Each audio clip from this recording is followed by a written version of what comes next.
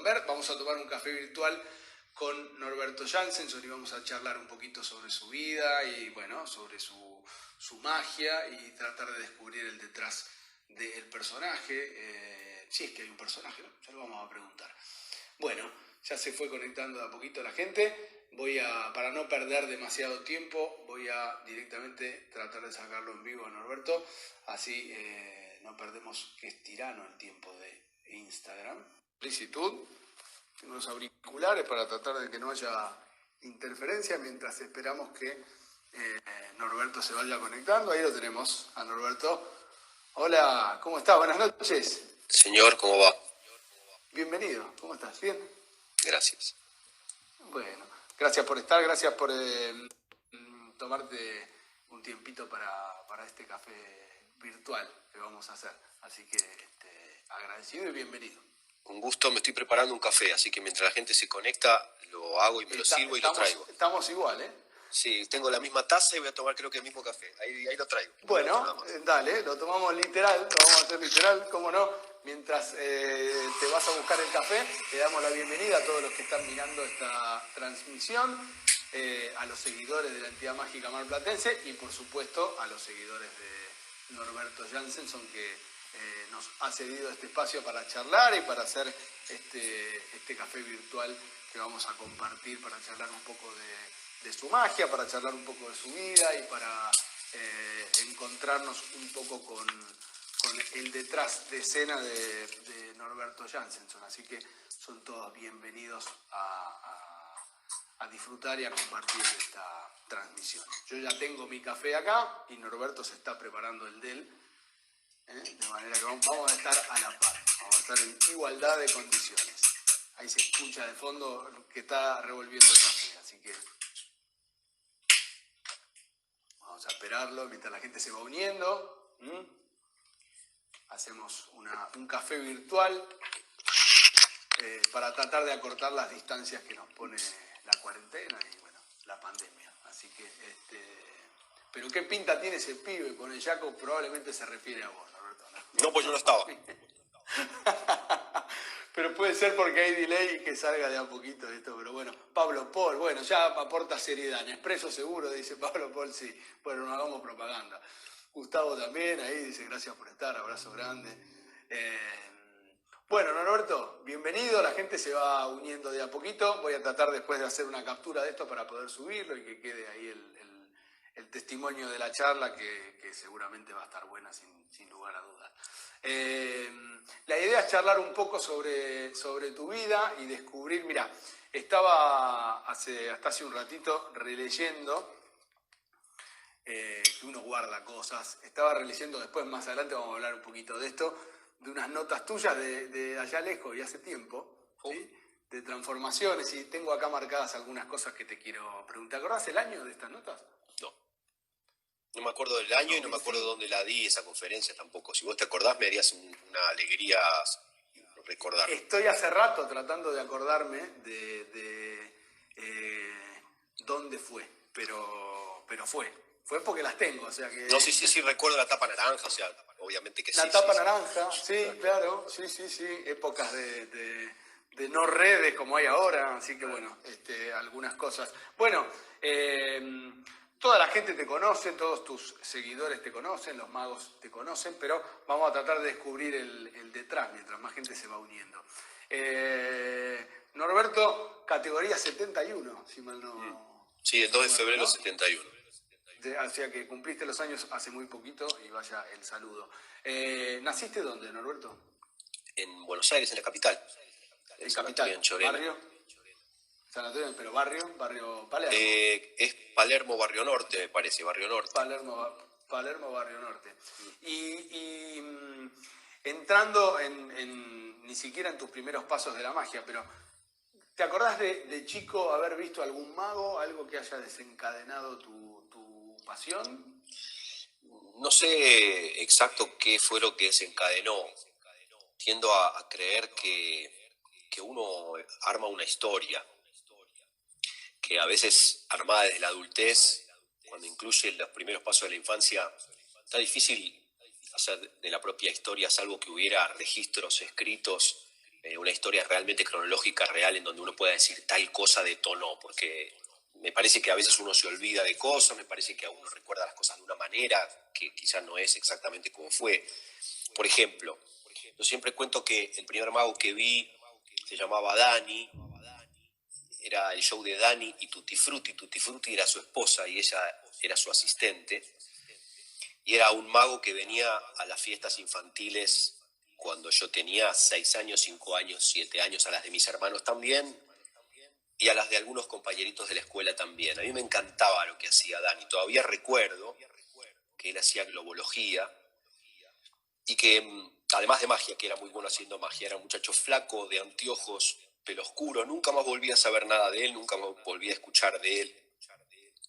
Y él decía que él representaba a la Chupete School y hacía un giro cuando él decía Chupete School y giraba y hacía un chupete gigante con globos y regalaba el chupete, por supuesto se lo terminaba ganando el que cumplía años, ¿no? Entonces yo siempre conté que fue el primer mago que vi, que Dani y Tutti Frutti fueron mi primer estímulo de magia, pero hace relativamente poco tiempo en una entrevista, no recuerdo qué programa de televisión, cuando me preguntaron por el primer mago que vi en mi vida, recordé que cuando yo tenía 3 o 4 años, mi papá me llevó a ver a Tiani. Y es un recuerdo que yo tenía completamente borrado de mi memoria.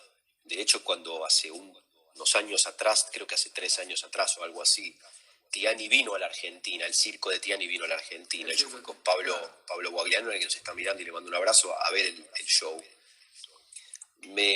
Hola Tami, buenas noches. Perdón que voy saludando en el medio de... Sí, que claro. veo que hay gente que se conecta. Ahí la gente Vi a todos, vi a Gustavo Valentín. Recordar 2002 las notas.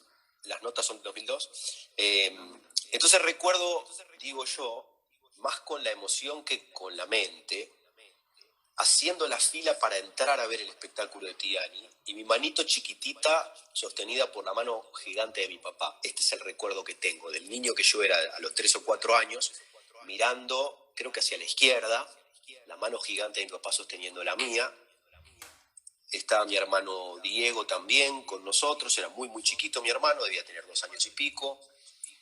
Y recuerdo del espectáculo que él en un momento pone a 2 mujeres adentro de una jaula grande y las 2 mujeres se transforman en una pantera. Este es el primer recuerdo que tengo de haber visto un espectáculo de magia en mi vida, pero no lo tenía este recuerdo. Durante muchos, muchos años de mi vida no lo tuve. Son esas cosas que a veces uno bloquea o que uno olvida. Ya ahora, yo soy mago, yo no debería haberme olvidado del primer espectáculo de magia que vi en mi vida. Es decir, si hay algo que no te vas a olvidar es eso. Y sin embargo, es un recuerdo que estuvo completamente desaparecido por mucho tiempo y que recuperé hace poquito. Entonces, el Circo Tiani fue la primera cosa que vi. Después Dani Tutti Frutti en las fiestas de cumpleaños. Después cuando yo tenía, ya creo que entonces eran 10 años, mi papá me llevó a estudiar con Hugo Daniel. Hugo Daniel en ese momento era un mago muy, muy, muy conocido en las fiestas de la clase media alta de la colectividad judía, sobre todo. Y era como que cada persona contrataba a Hugo Daniel cada semana en otra fiesta distinta. Pero primero yo me enteré que mis padres un día volvieron del cumpleaños de un amigo y sí, ahí pregunta, el mago miró que si el mago de Circo Tiani en ese momento era el propio Tiani y era el propio Tiani. Claro. Yo lo vi a Tiani haciendo magia cuando tenía 3 o 4 años. No me puedo acordar más. Me acuerdo que era gigante, que él era gigante en el escenario, que ocupaba todo el lugar, que parecía como que él era más grande que todo lo que había ahí. Te decía, después viene mi papá un día con una tarjeta de un mago que me dice que viene un cumpleaños y que le encantó y que da clases de magia y me lleva a la casa de Hugo Daniel un sábado a la mañana a estudiar magia con él. Y este es un recuerdo que yo no cuento mucho. De hecho, a lo mejor hay mucha gente, quizás vos también, por primera vez escuchan que yo tomé unas clases con Hugo Daniel. Porque realmente yo no considero que Hugo Daniel fue mi maestro. Cuando alguien me pregunta quiénes fueron tus maestros, yo no considero que Hugo Daniel lo fue. Porque yo considero que los maestros, más allá de mostrarte cómo se hace un truco de magia, lo que más hacen es inspirar en vos el deseo de convertirte en alguien mejor, en alguien más grande, en alguien más, no lo sé. Y yo a Hugo Daniel le veía los hilos. Veía que él siempre estaba con su cabeza en otro lado. Incluso cuando yo estaba en su casa tomando clases con él atendía el teléfono, estaba en otra completamente. Y no fue una gran experiencia para mí. Como yo después tuve una relación con Hugo Daniel de grandes ya, yo no le recrimino a Hugo Daniel, no le critico a Hugo Daniel, no le reclamo a Hugo Daniel algo que no me dio. Considero que lo que me dio es lo que me podía dar. El truco de las 16 cartas que yo hago en muchos shows para cerrar mi espectáculo lo aprendí de él. Fantástico. Pero no fue a quien yo considero mi primer maestro de magia. Mi primer maestro de magia para mí fue Charlie Brown. Yo fui a Hugo Daniel por algunas clases, después fui al Bazar Yankee, creo que me llevó por primera vez o mi tío o mi abuelo, y después me llevó mi mamá, y después me llevó mi papá a comprar cosas. Me atendió Literas en ese momento. Yo en ese momento no sabía quién era Literas. Después con los años recuerdo a ese señor grandote también, que era el que te miraba con cara de ogro y te llevaba al fondo, atrás de una biblioteca donde te abría una puerta medio secreta y te enseñaba el truco, que entre los nervios que tenías y lo chico que eras, pues yo tenía 11 años en esa época, 10 años, tenías que acordarte los pasos que él te explicaba para cómo tenías que hacer el truco, porque ni siquiera venía a veces con instrucciones escritas. Ahí compré mi primera varita mágica, ahí compré mi primer cofre del billete, que hace poquito tiempo me regaló Alex Nebur, porque yo lo había vendido hace muchísimos años en la EMA, y cuando un día fui a conocer el museo de Alex Nebur, me mostró su caja de los cofres de billetes y me dijo, este es el que yo te compré a vos, el de Bazar Yankee. ¿Y fue tu primer juego ese? Me hizo emocionar mucho. No, mis primeros juegos me los regaló un amigo de mi papá cuando yo tenía 9 años, en unas vacaciones en Las Toscas, en Uruguay, que fueron la bolsa del huevo, pero era una bolsa no con el trucaje que es el de Malini, sino un trucaje más común, entre comillas, choto, digamos, pero no común, con un huevo de madera, que después lo tuve durante muchos años, aunque ya la bolsa no la tuve más, y un vaso de leche esmerilado muy lindo, de muy buena calidad, que usé durante mis primeros shows con un cono de papel para hacer desaparecer la leche. Esos fueron los trucos que me regalaron, pero los primeros trucos que yo compré en el Bazar Yankee fueron, por supuesto, la varita mágica, el cofre del billete, las sogas Nightmare Professor, las sogas de Dani, y no recuerdo el orden en el que después fui comprando otras cosas más. Y recién después de eso quise ir a estudiar a Loyola Fu Manchu. No me acuerdo por qué no se pudo, si es que no había lugar, si es que no me acuerdo qué sucedió. En el interín un día mis padres me llevaron a la entidad mágica. No me olvido más, una casa vieja, en una calle que ahora no recuerdo, pero alguien va a recordar, yo tenía 10 años, estamos hablando de 10 o 12 años, estamos hablando del año 82, 83, seguro que alguno nos va a decir, fue en tal calle, porque Gustavo, si está mirando, se tiene que acordar. Si era la calle Don Bosco, San Bosco o algo por el estilo, pero seguro que Gustavo va a saber o alguien va a saber. Me atendió el gordo Jorge García Saboya, y aunque me dijo que yo no me podía quedar y que yo no podía entrar a la EMA porque era muy chico, me acuerdo que me llevaron mis padres esa noche, y él nos hizo entrar y estaban preparando un remate. En la calle México, dice Gustavo, puede ser que haya sido en la calle México. Estaban preparando el remate. En el borde del escenario había cosas de magia puestas, que eran las que se iban a vender. Y recuerdo algunas cosas de esponja grandes que había. Y recuerdo una jaula de paloma. Recuerdo haber visto a los chinos. Recuerdo haber visto una bola zombie. Y nos hizo pasar como una cortesía para que conociéramos el lugar donde se reunían los magos. No tengo más recuerdos que esto. Y esto, por ejemplo, no se lo conté nunca a nadie. Cuando fui por primera vez a la EMA, cuando yo era chiquitito, con mis padres. Y después de esa noche, encontré la escuela de magia de Charlie Brown. Sí, de estímulo, claro. Y después de esa noche encontré el Buenos Aires mágico, y ahí empecé a estudiar con Charlie Brown. Entonces, la casa de Steve Mayer, sí, pero bueno, ya vamos a llegar, todavía tengo 10 años. A la casa de Steve Mayer fue cuando tenía, creo que 40. Faltan 30 y, todavía estás con 11 años. Entonces mis comienzos fueron estos tal cual. Creo que nunca los conté así, tal cual como te los estoy contando a vos con tanto detalle. Y me hace emocionar un poco recordar al gordo Jorge, de quien después me hice muy amigo y que fue como un poco, sí, un mentor informal para mí, porque Yo nunca tomé clases con el Gordo Jorge, pero fue una de las personas que más me enseñó en el recorrido, sobre todo sobre teatro, no solamente sobre magia. Y después, bueno, empecé a estudiar con Charlie Brown hasta que él falleció. Y después un poco la historia se conoce más. Esta es la historia que menos se conoce de mí y de cómo fueron mis comienzos. Sí, de hecho tenés un número en tu repertorio que le dedicas a Charlie Brown. Sí, el sueño de los haces. El sueño de los haces, claro, Gabriel. Y tu primer espectáculo que vos dijiste en una fiesta, en un cumpleaños, ¿fue a qué edad más o menos? ¿Como unos 15? No, a los 12 o 13 años. No. Yo pongo a los 15 años mi primer show contratado, digamos. Que no fue exactamente contratado porque no me pagaron con dinero, pero es la primera vez que alguien que no era de mi familia o que no era de mi grupo de amigos me preguntaba si me convocaba para hacer un show en una fiesta. Todos los shows anteriores siempre eran yo pidiéndole a la gente que me dejen hacer, o alguien que me decía, dale, hacete algo, y yo en familia o con amigos, en algún cumpleaños de algún amiguito, por ahí hacía algún truco. Pero esta fue la primera vez que yo hice magia, un show completo, para un grupo de adultos. La mayoría me conocían desde que yo había nacido, porque eran del grupo de mis padres, pero los que me habían contratado no eran tan amigos de mis padres, eran gente que eran conocidos del country a donde nosotros íbamos en el verano, que me pidieron si yo podía hacer una magia. Y lo que muchísima gente no sabe es que a los 15 años yo era DJ también. Y mi hermano Diego, a quien yo le llevo 1 año y medio más o menos, era el que venía conmigo a los shows.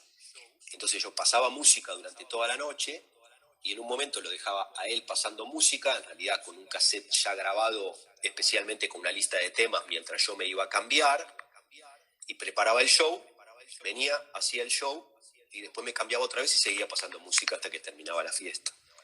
Eso yo ya hacía cuando yo tenía 15 años.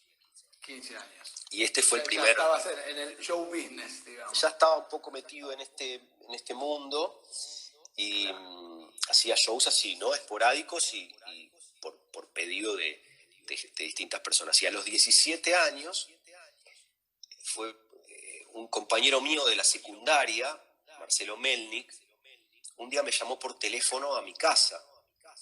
582-5794 era el número, antes de que existiera el 4 adelante. El 4 adelante.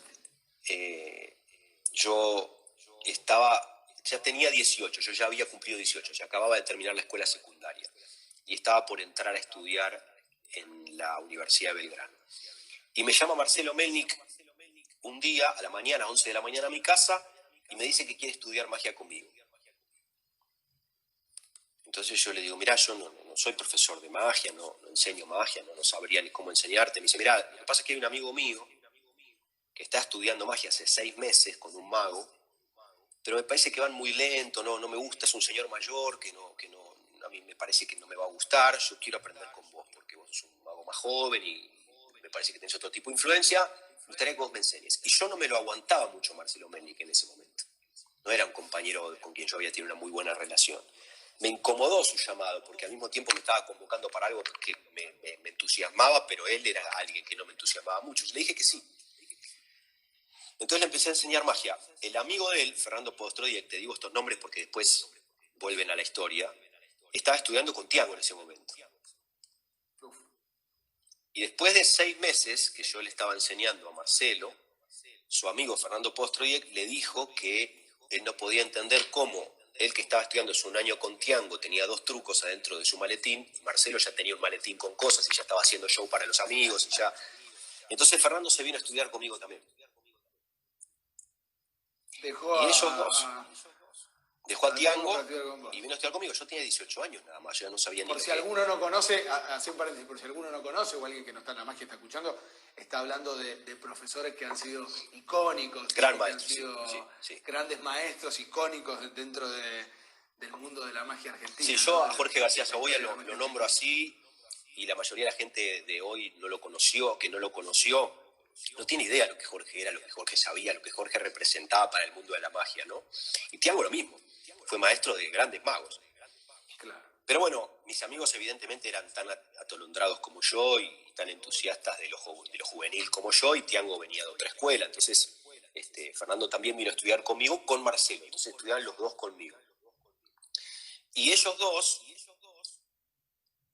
empezaron a trabajar después de ponerle 6 o 7 meses de estar estudiando conmigo. Ya los contrataron a los dos para trabajar en una cadena de Pumpernicks, en donde la novia de Fernando, Dana, animaba junto con otras animadoras y necesitaban magos para trabajar en una cadena de Pumpernicks de unos socios que se habían separado. O sea, Pumpernick era una única empresa, los dos socios se separaron.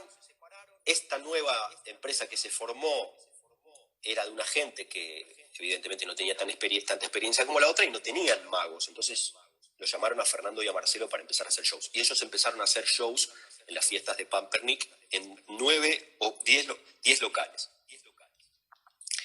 Y como había muchísimo trabajo y había muchísima fiesta y cada vez la gente pedía más magos en ese momento, estamos hablando de cuando yo tenía 18, y los chicos me dijeron que la jefa de ellos, Ariela, se quería reunir conmigo porque ella le había preguntado a ellos cómo habían aprendido, le habían dicho que conmigo, y ella me quería conocer a mí para ver si me podían contratar. Entonces me conocí con Ariela, me contrató ella para yo también empezar a animar fiestas en Pumpernick, y como el trabajo era mucho, Ariela dijo que ella no se podía ocupar de organizarlo. Entonces yo le dije que yo le proponía que nosotros los magos entre nosotros recibiéramos todas las fiestas que había de la semana y nos las repartiéramos y entre nosotros le cubriéramos a ellas todas las fiestas que se necesitaban. Y entonces ella dijo que estaba bien, que necesitábamos un mago más, y el mago que se agregó fue Henry Evans. Entonces durante mucho tiempo, creo que fueron por ahí 2 años o un poquito más, Marcelo, Fernando, Henry Evans y yo, y un quinto mago que se llamaba Ariel, que no es conocido, que no siguió durante tanto tiempo con la magia, nos reuníamos en mi casa de Honorio Pueyrredón una vez por semana a distribuirnos las fiestas. Y teníamos alrededor de 11 fiestas cada uno por semana en Pumpernick. Nos pagaban 60 australes por cada fiesta. Y yo en ese momento empecé a ganar más que mi papá. Que mi papá era gerente general de Peñaflor en ese momento, que era una empresa muy grande. Fabricaban el vino Termidor y otros vinos muy conocidos en ese momento. Y yo con las fiestas de Pumpernick ganaba más que él. A partir de las fiestas de Pumpernick, Ariela me cuenta que los sábados y domingos, en el Pumpernick de Paseo de la Infanta, van a empezar a hacer almuerzos con show. Montan un escenario al aire libre, ahí donde están los arcos, ¿no? En donde después estuvo Wendy's y ahora no sé lo que hay. Y entonces en ese escenario gigantesco que había al aire libre, ella me dijo que ella quería que yo hiciera show el sábado y el domingo. Entonces fueron mis primeros shows en escenario, a los 19 años, en los escenarios de Pumpernick del Paseo de la Infanta, y después yo hacía los shows de las fiestas en la semana. Y repartiendo tarjetas en esos shows es como empecé yo a hacer mi clientela de fiestas infantiles particulares y después de fiestas de adultos también. Que empezaste, por ahí mucha gente no sabe esto, pero empezaste haciendo, tu fuerte era en ese momento las fiestas para chicos. Las fiestas, Bueno, era lo que más hacía y lo que más sabía, y era lo que más fácil a mí me resultaba, pero muy rápido me empezó a pasar que me pasaron 2 cosas. La primera es que los chicos de colegios privados, de a partir de 7 años en adelante, no se bancaban sentarse una hora a ver al mago. Los chicos de los colegios del Estado, yo siempre fui al colegio del Estado, fui al Francisco de Sierra Herrera, que era colegio del Estado. Los chicos del colegio del Estado hasta los 10, 11 años se sentaban todos tranquilos, quietitos, a disfrutar del show, aplaudían cuando había que aplaudir, se reían cuando había que reírse, pero los chicos de las colegios privadas no se lo aguantaban. Se pegaban chicles en el pelo, gritaban, mordían, discutían, se peleaban entre ellos, se levantaban, se iban, y yo ya empecé a sentir que lo mío no iba a ser para chicos, que no iba a funcionar. Y cuando empecé a hacer los shows en Pumpernick, pero en el escenario, para toda la familia, ahí empecé a sentir que algo empezó a conectarse. Que había algo en mi manera, en mi humor, en mi conexión con la gente que estaba buena para adultos y también para chicos, pero con sus padres. Y en las fiestas infantiles también me pasaba mucho a mí, que los padres se enganchaban más que los chicos todavía. Bueno, entonces así se empezó a perfilar un poquito el Norberto Jansenson que después... Que vemos ahora. Yo estaba leyendo a la tarde, releyendo un poco estas notas, y encontré unas líneas que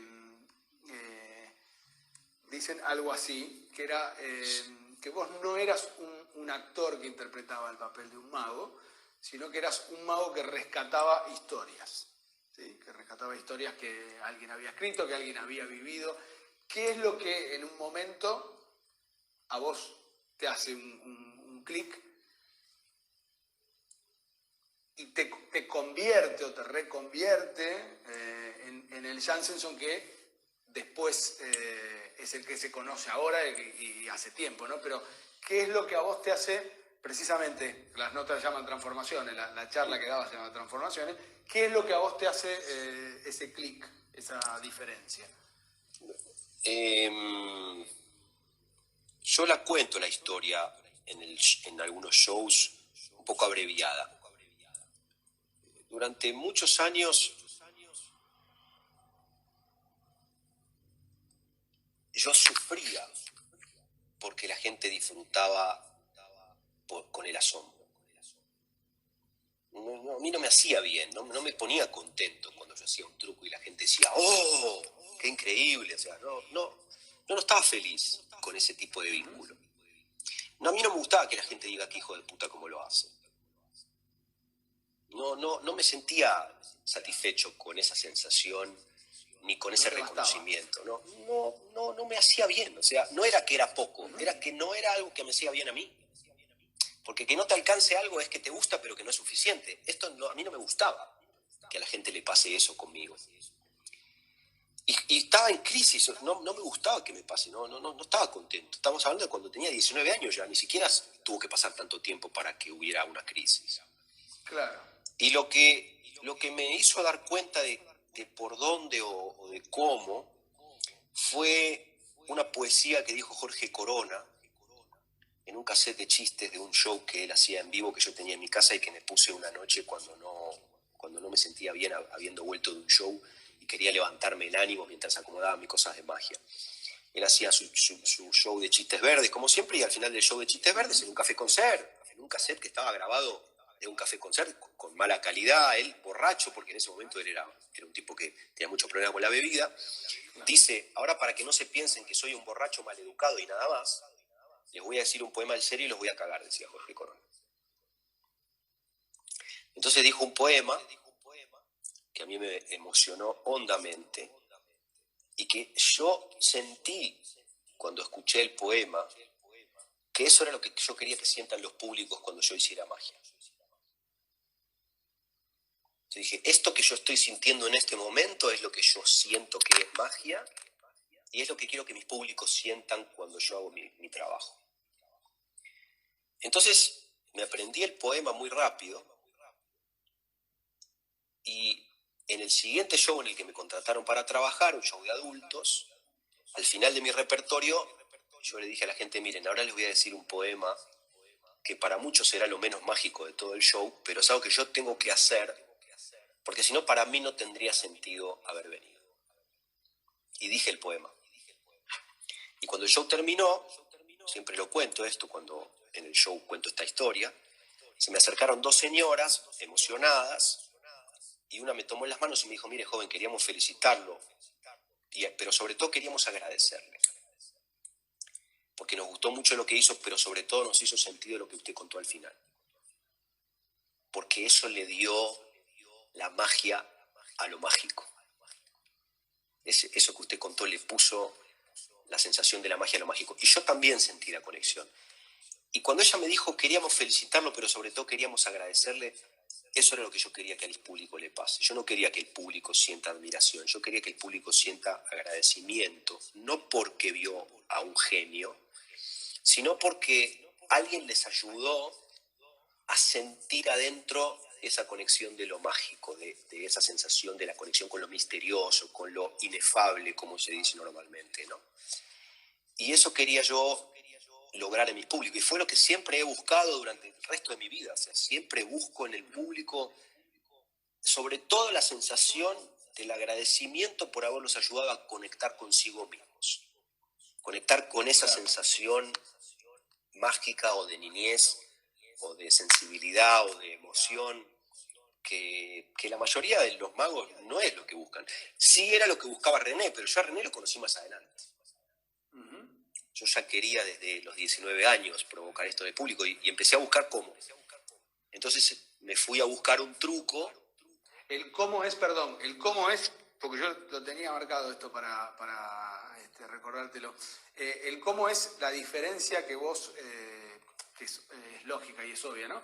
La diferencia entre que te feliciten al terminar un espectáculo o que te agradezcan, ¿no? Sí. Eso es lo que vos buscás. Sí. Déjame saludar a Diego Zucalesca. Diego, un abrazo fuerte. Sí, estamos hablando del poema Reí llorando de Garrick, que hay alguien que lo comentó. Nada, voy viendo todos los comentarios y después claro, se me pasa a agradecer porque no quiero interrumpir la charla, que está buenísima. Por lo menos para mí está buenísima, ojalá que no les aburra a la gente que nos escucha, pero no quiero dejar de saludar a cierta gente que se conecta, que quiero mucho y que me emociona, claro, que nos acompañe. Bueno, te decía, sí, el cómo lograr que no se produzca la admiración por lo asombroso, de admirar a un mago porque hace algo asombroso, porque me parece que lo asombroso es la vida, es el mundo, no el mago y no los trucos del mago, sino que hay otras cosas que son realmente asombrosas. Los trucos para mí son una herramienta para lograr otras cosas. Después, más adelante, si tenemos oportunidad, cuando lleguemos a la Kabbalah, te voy a contar lo que un día me dijo un gran maestro cabalista que tiene que ver con esto, pero en principio lo que yo quería era eso, transformar esa admiración en agradecimiento.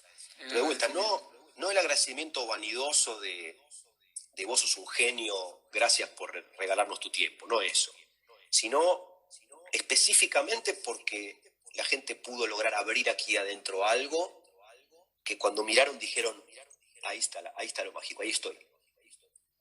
Ahí está algo que se me había perdido. Igual que me pasó a mí con la poesía de Corona, igual. Y eso empezó a pasar, pero el problema era que yo no quería que pase con un poema. Yo quería que pase con algo mágico. Claro.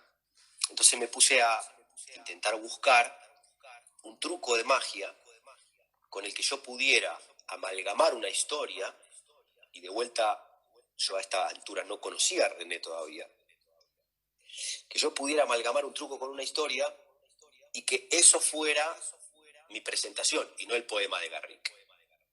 Entonces, en esa época yo tenía todos los catálogos de las casas de magia de afuera, compraba la revista Jenny ya en esa época y encontré en una revista Jenny un aviso de Martin Lewis, de su empresa Magicraft, que ofrecía el truco de los 3 libros agujereados en el medio, que estaban puestos en un sujetalibro y atados con una cinta, y que los libros se liberaban de la cinta sin que la cinta se rompa. Y como yo siempre fui un fanático de la literatura, dije, esto es, por acá es.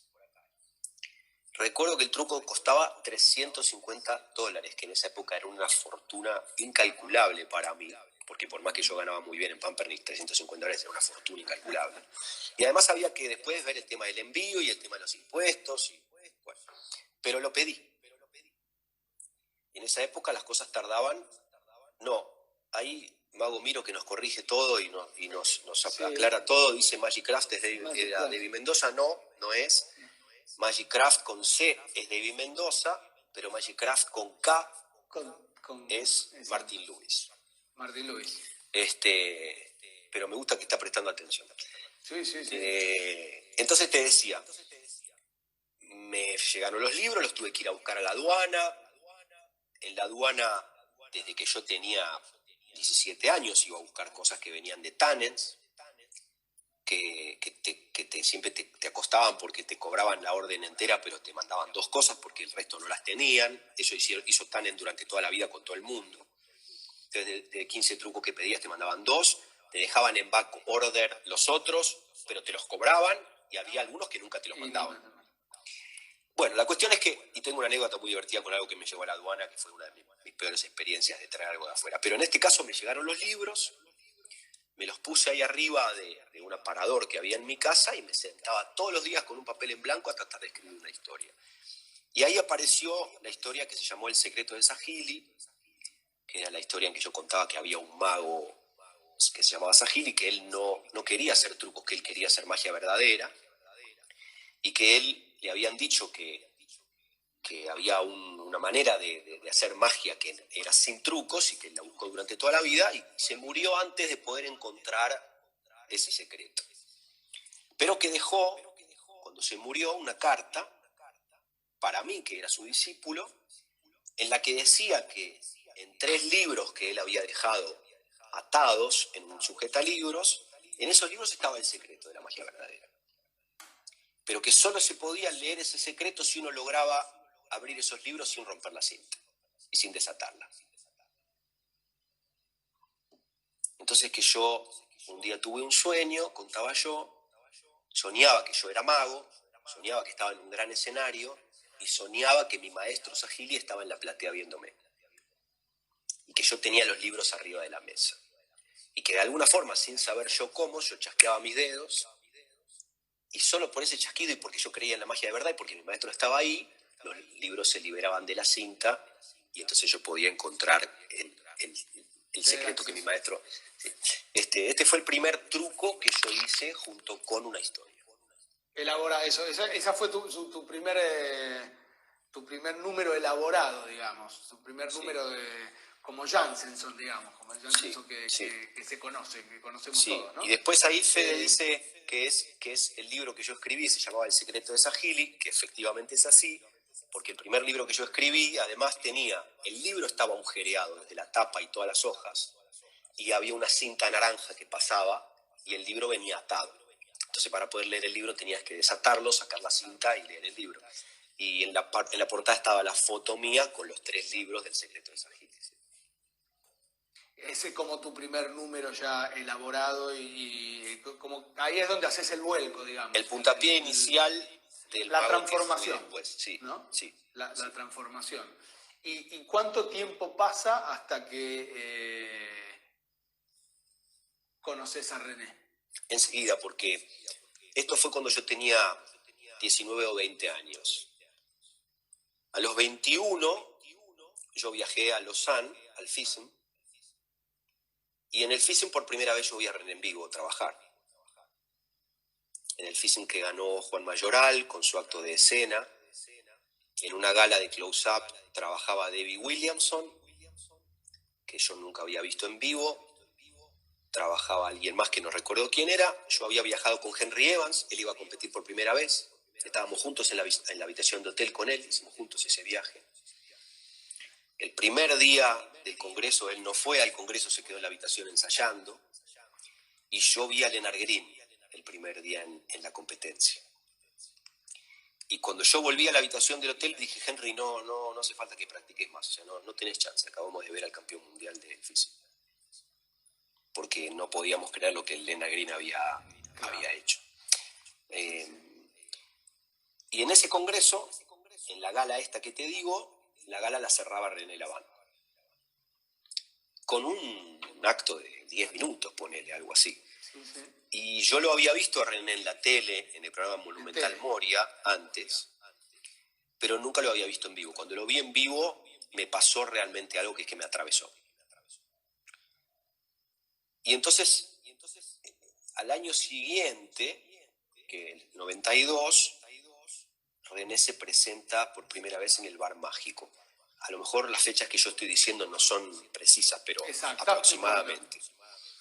Y ese día que René se presenta, ese mes en que René se presenta en el Bar Mágico, yo reservé mesa para todas las funciones.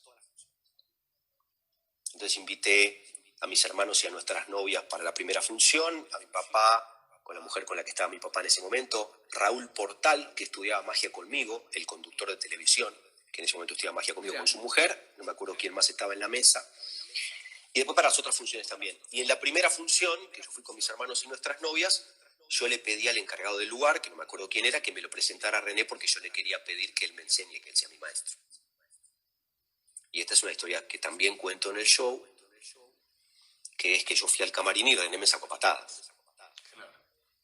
Me llevaron al camarín, yo le dije mi nombre es Norberto Jansenson, me dijo Jansenson, ese nombre me resulta familiar, pero bueno, ¿qué te puedo ayudar, muchacho? Estoy apurado, tengo que hacer mis cosas. Y yo le dije, mira René, yo quiero estudiar con usted, quiero que sea mi maestro. Y él me dijo, yo no tomo discípulos, muchacho, yo soy una persona muy ocupada, de vez en cuando encuentro algún mago que veo que tiene una madera para trabajar, entonces lo tomo bajo mi ala y lo acompaño por el camino, pero te pido disculpas, me tengo que preparar, te pido que me dejes tranquilo. Me echó. Entonces yo volví a la mesa medio angustiado, vi el espectáculo, me emocionó mucho el espectáculo, y cuando el espectáculo terminó, yo enseguida ya le dije a mis hermanos que me quería ir, pero mientras esperábamos la cuenta, entra René por la puerta del costado, con Nora. Y me encara a mí directamente René, me dice, pido permiso para sentarnos porque tengo que contarte una historia. Mis hermanos duros, nuestras novias duras, y le acerco una silla a René, una de las chicas le acerca una silla a Nora, René se sienta frente a mí, se deshace el corbatín con la mano izquierda, saca un vaso, limpia con una servilleta, apoya el codo y dice, te voy a contar una historia que es que cuando yo tenía 26 años me dedicaba a los seguros de vida, y una vez fui a ver una conferencia de un experto de seguros de vida que me di cuenta que era un hombre que sabía mucho más que de seguros. Y cuando terminó su conferencia yo le pedí al organizador que me lo presentara porque yo le quería hacer una consulta. El hombre me ofreció 5 minutos de su tiempo, yo le conté quién era y qué hacía y le dije que quería que mi representante me vendiera en el mercado internacional. Y entonces ese hombre me dijo, mire, si yo fuera su representante, frente a los potenciales productores o clientes, les diría quién es usted que ha viajado por el mundo a buscar técnicas de tabúres, que ha visitado lugares muy oscuros, que estuvo a punto de perder la vida jugando las cartas por dinero, que así fue como aprendió alguna de sus técnicas. Hablaría de algún efecto impactante de su repertorio y al final, terminado el argumento de venta y cuando me voy a ir, me levantaría, dijo ese hombre, nos cuenta todo René, les agradecería por la atención dispensada y me iría hasta la puerta. Y al llegar a la puerta, haría como que me acabo de acordar de algo. Me acercaría otra vez a la mesa y les diría, y además le falta un brazo, no una mano, un brazo. Y me iría. Entonces René me dice, me impactó tanto lo que ese hombre me dijo, que fui a mi representante de ese momento, María Tadei, y le dije que me tenía que vender exactamente así, con esas mismas palabras. Y ella me vendió para ir a trabajar al show de Ed Sullivan y al show de Johnny Carson. Así empezó mi carrera internacional. Ese hombre, me dice, se llamaba Lázaro Jansenson. Entonces, él debe haber visto que a mí se me llenaron los ojos de lágrimas. Claro. Y me preguntó, ¿tu abuelo? Y le dije, sí, René, nuestro abuelo. Y él dijo, ¿vive, Lázaro? Y le digo, no, René, falleció este año, justo el día de mi cumpleaños. Y él dice, se ve que tu abuelo quiere hacerte un regalo, debe tener cosas para enseñarte, y hoy a la noche me eligió a mí como su instrumento para llevarlo a cabo. Vas a venir a vivir unos días en mi casa y vamos a ver en qué te puedo ayudar. Y así empezó mi relación con René. Con René. Te eligió como... Bueno, hay gente que dice que el maestro elige al alumno muchas veces, ¿no? Y qué historia, ¿no? Es obra de la causalidad. ¿Qué es más importante para vos, si es que tuvieras que darle un orden de importancia? ¿Es más importante la historia, lo que narrás al hacer un juego? ¿Es más importante el juego? ¿Es más importante lograr la conjunción de las dos cosas?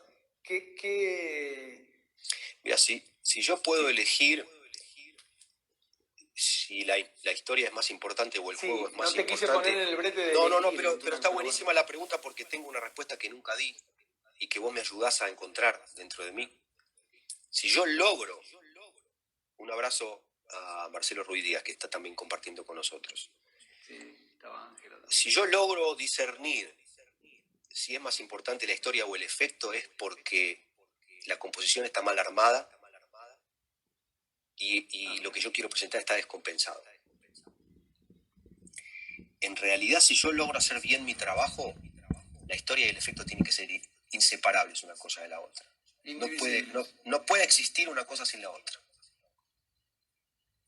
En El sueño de los haces, yo podría hacer cualquier truco en realidad, porque la historia que yo cuento es una historia, entre comillas, de un truco que Charlie me iba a enseñar, digamos.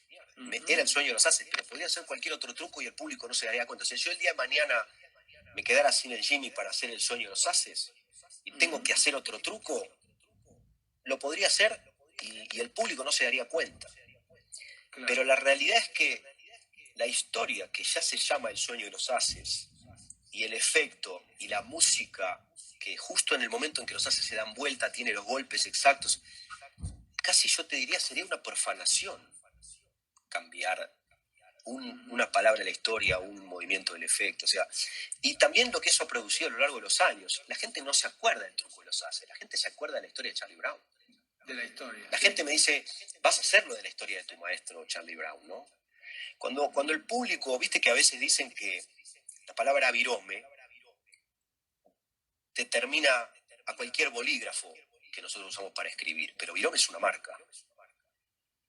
Lo que dicen que una marca se hace suficientemente valiosa en el mundo cuando el público hace genérico el nombre de la marca.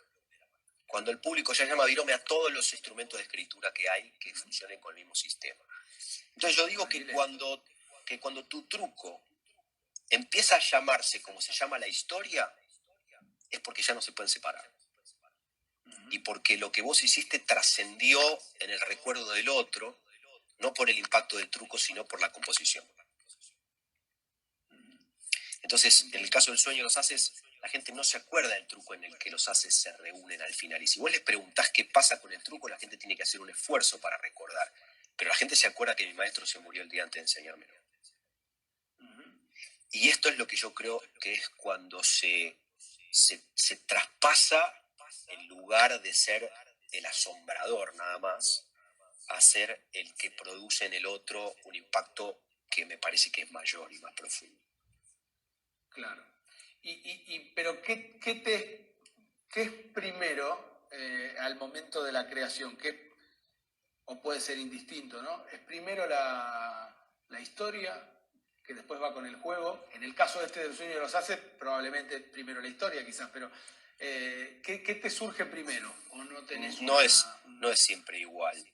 No es siempre igual. No, a veces tengo el truco guardado en un placar durante meses o años esperando por la historia, y a veces tengo la historia escrita esperando por el truco. Alguna vez me sucede que se conectan las cosas. Por ejemplo, ahora yo estoy haciendo en el show un efecto con el cubo Rubik. Hace muchos años atrás, en el Castillo Mágico, es una historia que voy a contar en el espectáculo nuevo. Yo estaba trabajando en el Magic Castle y al salir de un show me traen para presentarme a una mujer con un cubo mágico en la mano. Era una mujer japonesa, peticita, con un vestido verde brilloso, con toda la espalda al descubierto, que me da el cubo mágico y, como no hablaba inglés, me hace un gesto como que yo lo tenía que mezclar. Y entonces yo le mezclé el cubo,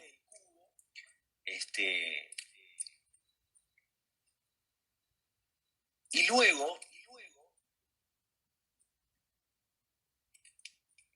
le doy el cubo a ella y ella lo toca con los dedos como si lo estuviera examinando con el pulso. Se lo pone atrás en la espalda y en 17 segundos lo saca el cubo completamente armado. Me quedé helado, sentí que fue lo más mágico que había visto en mi vida.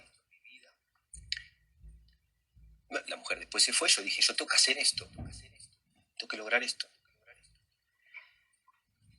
¿Qué historia voy a contar cuando presente cualquier truco con un cubo mágico. Estaba trabajando en Castillo Mágico, me trajeron una mujer, me hizo el cubo en 17 segundos atrás de la espalda. Yo dije, tengo que hacer esto porque es lo más mágico que vi en mi vida. O sea, ya está la historia ahí, porque muchas veces lo que los magos no pueden entender o no logran entender o no quieren entender es que en el truco ya está en general la historia o algunas historias posibles. El truco ya te está contando lo que necesita que vos cuentes. Lo que vos tenés que hacer después es tener un poquito de habilidad y picardía para darle un valor literario a esa historia que el truco te está pidiendo que cuentes y después ver cómo esa historia se inserta con el efecto para que no se estén interrumpiendo mutuamente o ensuciando mutuamente. Hoy, obviamente que en el escenario lo primero que hago es decir, cuando hace 12 años atrás trabajando en el Castillo Mágico, después de un show me trajeron para presentarme una mujer, ya está la historia, ya está escrita. Entonces, en esos casos, la historia ya está intrínseca junto con el efecto, porque vino con... Después yo veré qué efecto hago con el cubo Rubik. Ahora ya lo encontré el efecto, antes no, hace muchos años no lo había encontrado y tardé muchos años en encontrarlo, porque hay muchos efectos con el cubo Rubik, ninguno de los cuales me terminaba de dejar del todo satisfecho. Hasta que ahora encontré hace un tiempo uno que me gusta. En el caso de los libros estuvieron sentados varios meses esperando por la historia y yo la tuve que escribir. En el caso del truco de las cartas cortadas por la mitad, que fue el segundo efecto que yo hice con una historia, la historia de las almas gemelas yo ya la había leído cuando leía Platón cuando tenía 16 años. No fue muy difícil ir a buscar otra vez el libro, leer la historia y darle una vuelta de tuerca para poder contarlo. Entonces, depende cuándo, depende cómo y depende qué. Hoy, gracias a Dios, tengo cientos y cientos o quizás miles y miles de historias para contar. Entonces, cuando encuentro un truco en general, enseguida me detona una historia que leí, una historia que escuché o una historia que me apareció. Esta semana empecé a ensayar un efecto que tiene una historia, pero que es de ficción, ¿no? Voy caminando un día por la calle con un amigo y vemos tirada en el piso una carta, pero como rota, no sé si se alcanza a ver, como chamuscada, como boca abajo, sí, claro, como clavada en la tierra al lado de un árbol. Y yo me agacho para agarrar la carta y mi amigo me dice, para. Adivina cuál es. Y entonces yo le dije, no, hagamos una cosa. Adivinar a vos. Entonces mi amigo nombró una carta. Le dije, me da la sensación que esa no debe ser. Yo creo que debe ser el 7 de tréboles. Y entonces levanté la carta y la di vuelta y era el 7 de tréboles. Mi amigo me dijo, ¿cómo sabías? Y le dije, no sé, fue un instinto. Me vino la onda, qué sé yo. Yo no le conté nunca después a mi amigo que yo había hecho poner la carta ahí un rato antes por el mozo de un bar que yo conocía porque yo iba a tomar siempre café al mismo lugar. Y cuando él me veía venir, yo le hacía una seña y él siempre sabía qué carta tenía que poner, porque vos sabés que los trucos no se revelan. Pero me hubiera encantado que mi amigo adivine la carta, porque hubiera sido mucho más mágico todavía. Entonces hoy me gustaría que ustedes adivinen esta carta que yo tengo guardada conmigo hace tanto tiempo, que la tengo incluso guardada en un celuloide para que no se arruine más. Y entonces ustedes digan qué carta es. Y ahora un efecto en donde el público adivina la carta que está dada vuelta. Y esta es una historia que yo inventé. Y a veces me surgen las historias así. Entonces, bueno, claro, es un poquito de cada cosa. ¿Y cómo te... Justo vi que alguien preguntaba ahí. ¿Cómo te encuentra de golpe? Tuviste la suerte de tener un montón de exposición en la tele. Estuviste en el programa de Tinelli con el show de los magos. Pero te agarró la televisión con un personaje bueno, consumado, no es tan así, porque yo la primera vez que fui a televisión fue cuando yo tenía 12 años, a un concurso en el programa de Marcelo Marcotti y Elvira Romei, a hacer magia, y me gané un par de patines, que fue mi primer par de patines, en donde hice el tubo Raymond, que en realidad no se llama tubo Raymond, que es el tubo de producción de pañuelos de seda, que había comprado en Disney, que era de cartón, con un conejito impreso.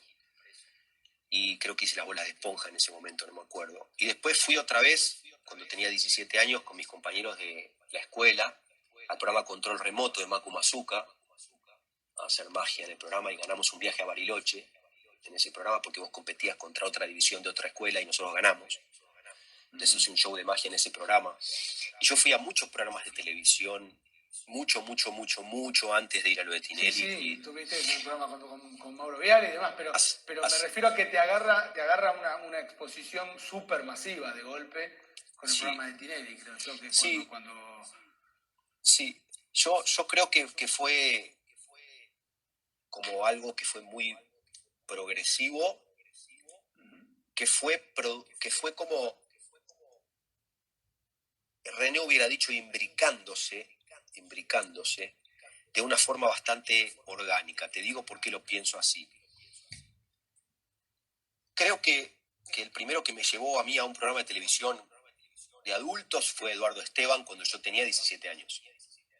Yo todavía no había hecho estos trucos con la historia y eso, pero cuando alguien publicó hace relativamente poco tiempo ese primer programa al que yo fui de Susana Jiménez con Eduardo Esteban, que fue muy divertido porque fuimos con Aldo, que era un compañero de estudio de Néstor, de la Academia de Charlie, y fuimos creo que con Cristian, pero ahora no me acuerdo muy bien. Eduardo Esteban me dice a mí, mira, vamos a ir los 4 al programa, pero como ya Aldo va a hacer algo para niños y tal va a hacer algo con no sé qué, y yo voy a hacer algo con cartas, vos no puedes hacer con cartas y no puedes hacer no sé qué y no puedes hacer no sé cuánto. Yo le digo, Eduardo, me dejas sin... Yo no tengo tanto material para hacer. Me dijo, mira, tenés que buscar algo que sea impactante y que... Yo fui a mi casa a buscar y lo único que encontré fue el dado dinamita. No tenía otra cosa para hacer y me daba vergüenza ir a lo de Susana Jiménez con el dado dinamita, porque me parecía un truco de porquería que no me iba a hacer famoso, digamos. Pero no encontré otra alternativa, entonces fui con el dado dinamita. Llegué como 5 horas antes al canal. Y claro, cuando yo llegué no había nadie. No había ni productores, no había director. Yo quería hablar con el director, quería explicarle cómo él tenía que tomarme con las cámaras. Yo tenía 17 años. ¿De dónde yo había sacado cómo yo le iba a tener que decir a un director del programa Susana Jiménez cómo él me tenía que tomar por las cámaras? Yo no tengo idea, pero era de una intuición y de haber visto cine o de andás a ver.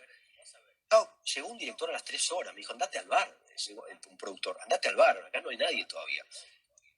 Cuando llegó Alejandro Stoessel, que es el padre de Tini, que en ese momento era el director del programa Susana Jiménez, el productor lo fue a buscar y me lo trajo al bar y le dijo, tenés que escuchar porque el mago te va a explicar cómo vos tenés que mostrar con las cámaras el truco que él va a hacer.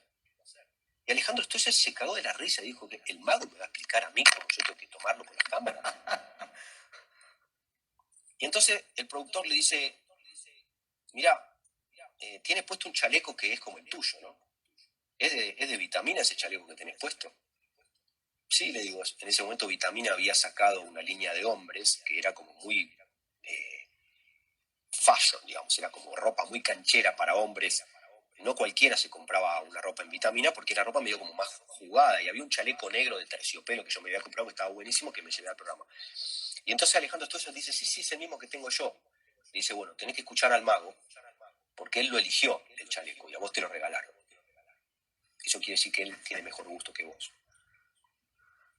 Entonces Alejandro medio como que se rió y dijo, bueno, dale. Explícame cómo querés. Entonces yo le expliqué cómo quería que él tome y le expliqué cómo tenía que cortar las cámaras o no y cómo tenía que mover las cámaras. El flaco me dijo, mira, no sé ni de dónde sacaste estas cosas que me estás diciendo, pero parece que tiene algo de coherencia. Sí. Te quiero hacer un alto, porque Sí. esto es recontra tirano y se está por cortar. Bueno. Y queda mucho por charlar, entonces antes de que se corte, para avisarle a todos los que están mirando y para avisarte a vos que esto se va a cortar y yo te voy a volver, si no es mucha molestia para vos, vuelvo a salir porque a la hora se corta solo, parece mentira, pero pasó una hora. Yo hasta que no me eches o no me digas ya gracias Jansen por todo, puedo seguir charlando porque estoy tranquilo. Quedan 20 segundos, pero te quería avisar para que no quede de golpe como que se cortó. Y volvemos a salir, por favor, a todos los que están, sigan conectándose. Volvemos a salir en vivo, lo llamamos a Jansen y terminamos la anécdota del director de Stoessel y que hablamos de un montón de cosas más, que está la charla muy rica en anécdotas. Nos vemos. Desconectémonos y nos vemos. Nos pasó el tiempo volando, una hora estamos hablando con Norberto Jansenson y nos pasó volando esta horita. Vamos a esperar que la gente se vaya conectando y hacemos la segunda parte, la segunda tanda de esta charla, mientras se va uniendo ahí un montón de gente. Acá ya se unió de vuelta Norberto. Vamos a sacarlo otra vez. Es tirano esto del Instagram, lamentablemente a la hora se corta. Vamos a esperar que se conecte de vuelta la transmisión con Norberto. Lamentablemente se corta, no es que uno lo corte, sino que a la hora automáticamente se corta. Entonces, pero quería avisar para que todos los que estaban escuchando no piensen que se había cortado ni que nos habíamos desconectado. Aprovechemos mientras se conecta la gente para saludar a Ángelo querido, a Guillermo Talión, a tanta gente linda, Emiliano querido. Un montón de gente. Marcelo Bonetti estaba Gracias por conectado. acompañarnos, estaba Marcelo Bonetti también, pero ahora no lo vi, entonces no lo saludé hasta que no vea que se conectó. Una alegría compartir este ratito. Hola, Guille. Un montón de gente conectada. Ahí estamos casi en la misma cantidad que hace un segundo. Hay un montón de gente de acá de Mar del Plata también que se ha conectado. Un par de amigos, un par de socios del club. Ahí está Gonzalo y se va sumando gente. Bueno, la verdad que pasa rapidísimo el tiempo. Ahí está Pablo Paul.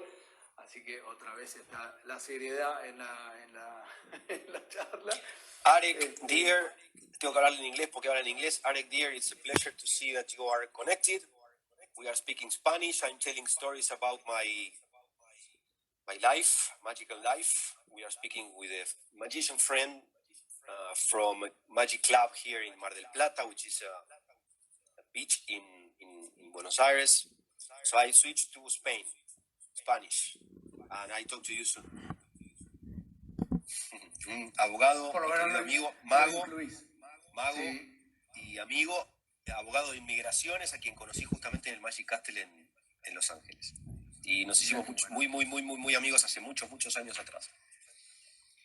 Ya vamos a llegar a esa parte. Estabas con para los que se fueron conectando, estabas con la historia de tu primera aparición en el programa de Susana Jiménez. Sí, a pesar de que... Un abrazo al mago sin dientes, Pablo Caballero, querido. Pablito, está ahí mirando, Caballero. Hagamos un vivo juntos, Pablo, algún día de estos, que siempre te veo hacer vivos con gente y nunca hicimos uno nosotros. Hablemos de nuestras cositas. Un abrazo fuerte. Bueno, te contaba la anécdota porque ahora voy a llegar a Marcelo Tinelli, pero vas a ver cómo se encadenan las cosas, de formas que a veces la gente cuando mira desde afuera no sabe. Entonces uno dice, la pegó con Tinelli. No, y claro. un poco es así, pero otro poco, como te decía, se van entretejiendo las cosas. Entonces, Alejandro Stoessel efectivamente me tomó exactamente como yo le dije. De forma que a los 2 días o a los 3 días, yo no me fui contento del programa porque eso no era lo que yo quería hacer. Está el video, de hecho, en YouTube. Si ustedes ponen Susana Jiménez Norby o Susana Jiménez Eduardo Esteban, aparece. Y de hecho yo creo que lo tengo colgado en mi blog o en mi YouTube. Pero la cuestión es que no me fui contento. A los 2 o 3 días me llama Carlitos Raggi y me dice, negro, necesito que vengas al negocio porque tengo que hacerte un regalo. Porque vendí 24 dados dinamita que tenía de clavos en el sótano del negocio en 2 días y ahora tuve que pedir más porque la gente me lo saca de las manos. Está todo el mundo llamando para pedir el truco que hizo el mago de los Susana Jiménez. Pasaron 2 o 3 días, me llaman del Bazar de Magia. En ese momento, Quique Mardú, que era el dueño, junto con Martín Pacheco. Me dice, negro, te queremos agradecer porque vendimos como 36 dados dinamita que teníamos de clavo desde hace no sé cuánto tiempo. Y después empezaron a llamarme los magos para pedirme que yo les enseñara a hacer el dado dinamita porque lo habían hecho como ellos creían que había que hacerlo. Y a la gente no le causaba el impacto que a ellos les había causado verlo. Yo le dije, miren, yo agarré las instrucciones que venían en el truco y lo hice tal cual como lo vi, porque yo no lo había practicado nunca, lo practiqué para Susana Jiménez durante toda una semana, porque me obligaron casi, no tenía otro truco para hacer. Y en ese momento yo no escribía historias. Entonces lo hice tal cual como hice las instrucciones. Y los magos me dicen, no, pero yo también lo hice tal cual, pero no me da resultado. Y yo me di cuenta de que el problema era que el dado dinamita, supongamos que fuera esto, ¿no? El dado dinamita. Cuando vos lo girás, vos lo tenés que girar por las diagonales. ¿Sí? Lo girás por una diagonal y por la otra diagonal. Y el tema es que si vos girás el dado dinamita, pero así, el público se confunde y no logra seguir lo que vos estás haciendo. Entonces vos tenés que girar el dado dinamita de forma que cuando vos lo gires en diagonal, el horizonte de aquí arriba nunca cambie. Siempre quede el horizonte fijo. Como esto es rectangular, no sirve para ejemplificar. No, pero se entiende, los magos lo van a... Pero si yo lo muestro así, esto es cuadrado, y yo giro en diagonal, el borde siempre tiene que volver al mismo lugar. Tiene que quedar el horizonte siempre parejo. Y eso hace que produzca un impacto visual muy fuerte. Y yo lo descubrí después de un montón de tiempo tratando de explicárselo a los magos. Porque ni siquiera yo sabía que yo lo hacía así. Y se ve que yo lo hacía así y por eso causaba un impacto determinado. O no. En realidad nunca se sabe muy bien qué es lo que le impacta al público de lo que uno hace. La cuestión es que después yo me fui del programa de Susana Jiménez y un día me contratan para hacer un show en la casa de Hugo Di Guglielmo, que en ese momento era el director de programación de Canal 13. Y en la casa de Hugo Di Guglielmo estaba Alejandro Stoessel, que le había recomendado mi trabajo a Hugo Di Guglielmo. En el show de Hugo Di Guglielmo estaba Adrián Suar y Pablo Codevila. Y Anita Tomaselli, que es la jefa de prensa de Telefe. Entonces, cuando después Gustavo Yankelevich, en el año 98, dejó de ser director de programación de Telefe, se le hizo una despedida de 150 personas, que eran todos los grosos de la televisión de la Argentina. De la tele. Cuando le empezaron a organizar el evento, que lo estaba organizando Marcelo Tinelli con Anita Tomaselli le dijo, mira, yo tengo el mago que tenemos que contratar. Y Marcelo dijo, no me rompa las bolas, yo no quiero tener un mago. Y Alejandro Stoessel, que en ese momento era el director del programa de Tinelli, le dijo, el que Anita te dice es el mago que tienes que contratar. Entonces me contrataron a mí para ir a hacer un show en la despedida de Gustavo Yankelevich. En esa despedida me vio Gerardo Rossini, que después me llevó al programa de Nicolás Repeto a trabajar. Pero siempre fue de recomendación por el trabajo que yo hacía fuera de la televisión, que finalmente después me terminaban llevando a todos los programas de televisión. Y eso fue lo que finalmente después me terminó llevando al programa Marcelo Tinelli. Yo lo conocí a Marcelo en el 98, cuando Jorge Bucay, que era en ese momento ya amigo mío, un día me dice, mira, te voy a invitar a comer a la casa de unos amigos, pero no te voy a decir a la casa de quién. Lo único, trae cosas de magia para hacer. Entonces yo fui, porque Marcelo no estuvo en la despedida de Gustavo Yankelevich. Entonces no me vio. Entonces cuando Jorge Bucay me lleva a la casa de Marcelo, que era la sorpresa, digamos, donde yo iba a hacer mi show, en la casa de Marcelo estaba Alejandro Stoessel, estaba Claudio Villarroel, estaba Claudio Salomone y estaba el presidente de Arcor. Y yo hice un show después de cenar. Y como Claudio Villarroel era el que estaba tomando la dirección de Telefe, Marcelo y Claudio me dijeron, nosotros queremos hacer algo con vos. Entonces, de esta forma se fueron como armando los vínculos. De forma que en el 2005, cuando habían armado el show de los magos, ya habían contratado a 3 magos, Emanuel, Adrián Guerra, y no sé quién era el otro. Y en un momento, Marcelo no sabía a quiénes habían contratado. Y cuando Marcelo preguntó quiénes son los magos y le dijeron, él dijo, pero ¿y cómo Norby no está? Y entonces Anita Tomaselli dijo, no, mira, los contrataron, a los que contrataron. Y no, saquen a uno y traigan a Roberto Llanos. Entonces me llevaron a mí a trabajar porque Marcelo lo pidió, porque dijo, no puede no estar, tiene que estar él.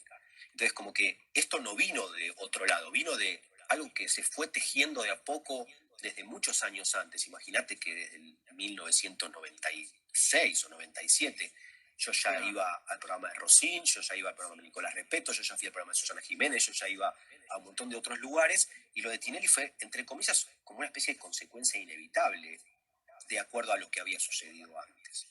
Entonces, a mí me gusta acordarme de todas estas cosas, porque hoy en día, sobre todo, hay muchos magos o mucha gente que dice cómo yo logro lo que tal tipo logró. En cualquier rubro, no importa en cuál. Y mucha gente cree que es sobornando a alguien, acostándose con alguien, metiéndole, ¿viste? Algo, algún lugar, suerte. Y en realidad, un poco de cada una de esas cosas a veces median en el camino, pero tiene que haber un montón de aspectos que se junten para que se produzca algo como esa explosión, entre comillas, que se produjo en el programa de Marcelo Tinelli. Y después de eso también hay que quedarse presente.